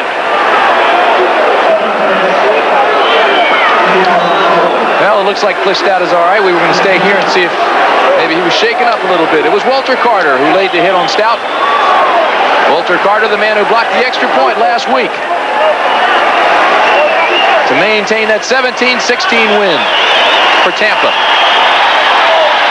This would really be a drastic blow to Birmingham to have the quarterback injured at this time in the game when the game is seemingly already won for Birmingham. It's Walter Carter, number 75, 6'4", 250 pounds out of Florida State, who really gives Cliff Schott a lick along the right sideline. Danny Miller on to attempt the field goal. It'll be a 32-yarder. And it's good. So Danny Miller today is hit from 32, 42, 49, 35, and 42 yards. 18 points. Quite a story. 5 field goals ties the record set by Michelob. One smooth and mellow taste tells you that some things speak for themselves. By Chevrolet, with the performance, the style, the innovation, the quality, and the value that make up today's Chevrolet. By GMAC, the financing people from General Motors. And by AT&T Computers, the new computers from AT&T Information Systems. When you've got to be right, AT&T.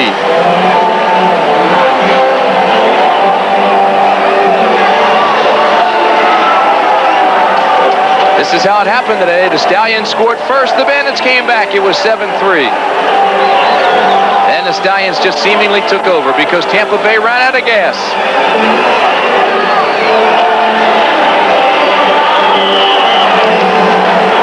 One minute, 48 seconds left. 36-17 our score. Ricky Williams takes it at the 2. Tries to find a funnel. Can't. Barely gets back to the 19-yard line. Now let's go downstairs to Mike Adamley. Here's Michael. Okay, Tim, you got to give a lot of credit to this Birmingham defense today. Michael, you guys didn't get a sack this afternoon, I don't think, but you put a lot of pressure on John Reeves, and I think that was a big key. The important thing for us to do today, Mike, was to win. It didn't matter how, it didn't matter if it looked pretty or not. We won. We're going to win. That's what's important. We were worried about some of their trick plays earlier that third quarter. They pull off that lonesome polecat. Well, we had to do it. We defended against that last couple of weeks. We always practice against those kinds of things. It worked for us. Okay, thanks, Mike, and we'll see you next week in Philadelphia. Mike Perko, defensive end. All right. All right, Mike Adamley and Mike Perko. We've got 1:32 remaining. Jimmy Jordan in the game now at quarterback for Tampa Bay. Ricky Williams has replaced Jerry Anderson at the running back spot. Jordan gave them some life in the second half last week. It's a little late now, though, Tim. Jordan throws complete to Harvey up to the 43-yard line. Marvin Harvey. You know, it was interesting because Jimmy Jordan played well here last weekend. And Tampa Bay won 17-16 with Jordan at the helm. But when he was asked after the game, Steve Spurrier said, no question about it, John Reeves will play. He got us here. He'll go all the way. And he did that. Too late for Jimmy Jordan right now. Jordan up in the pocket, sidesteps one tackler, breaks another, and gains 2 on the play.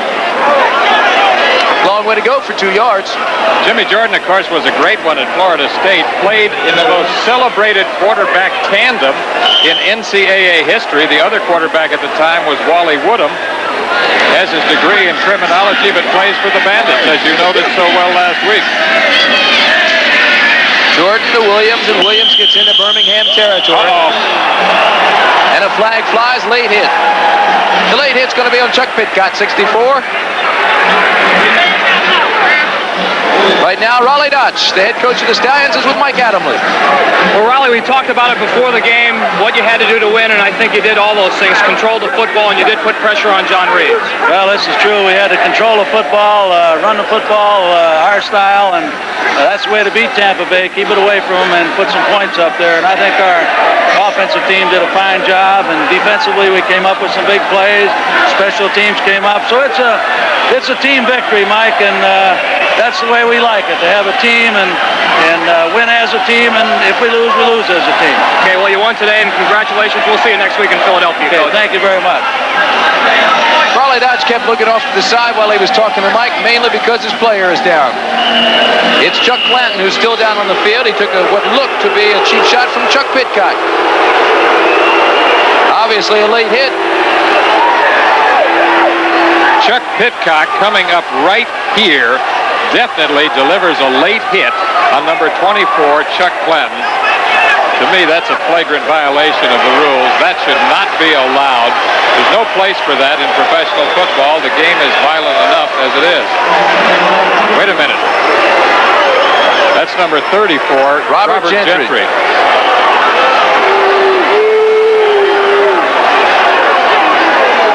No matter who it was, he got a late hit. Chuck Clanton, number 24, was injured earlier. He's okay. Robert Gentry, 34, is now helped off the field. That's Chuck Pitcock.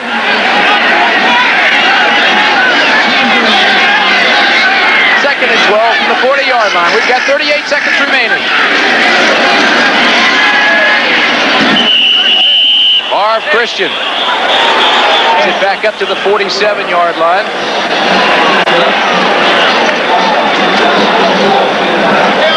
Well, Tampa Bay's just phoning it in now, Timmy. This one's in the cooler.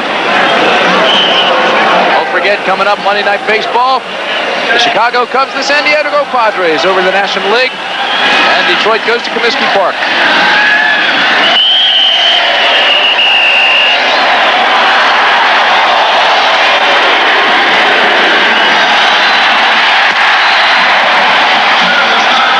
Well, that'll be all for the Tampa Bay Bandits. They'll take the rest of the summer off.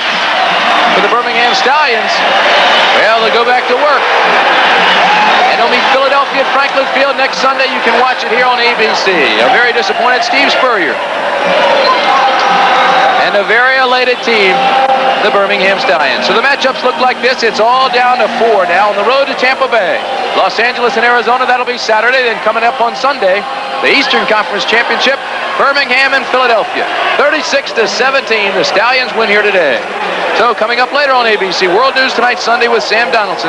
The Soviets say no to the American proposal on weapon talks. And Dick Schaap reports on that man who played both in the World Series and at Wimbledon.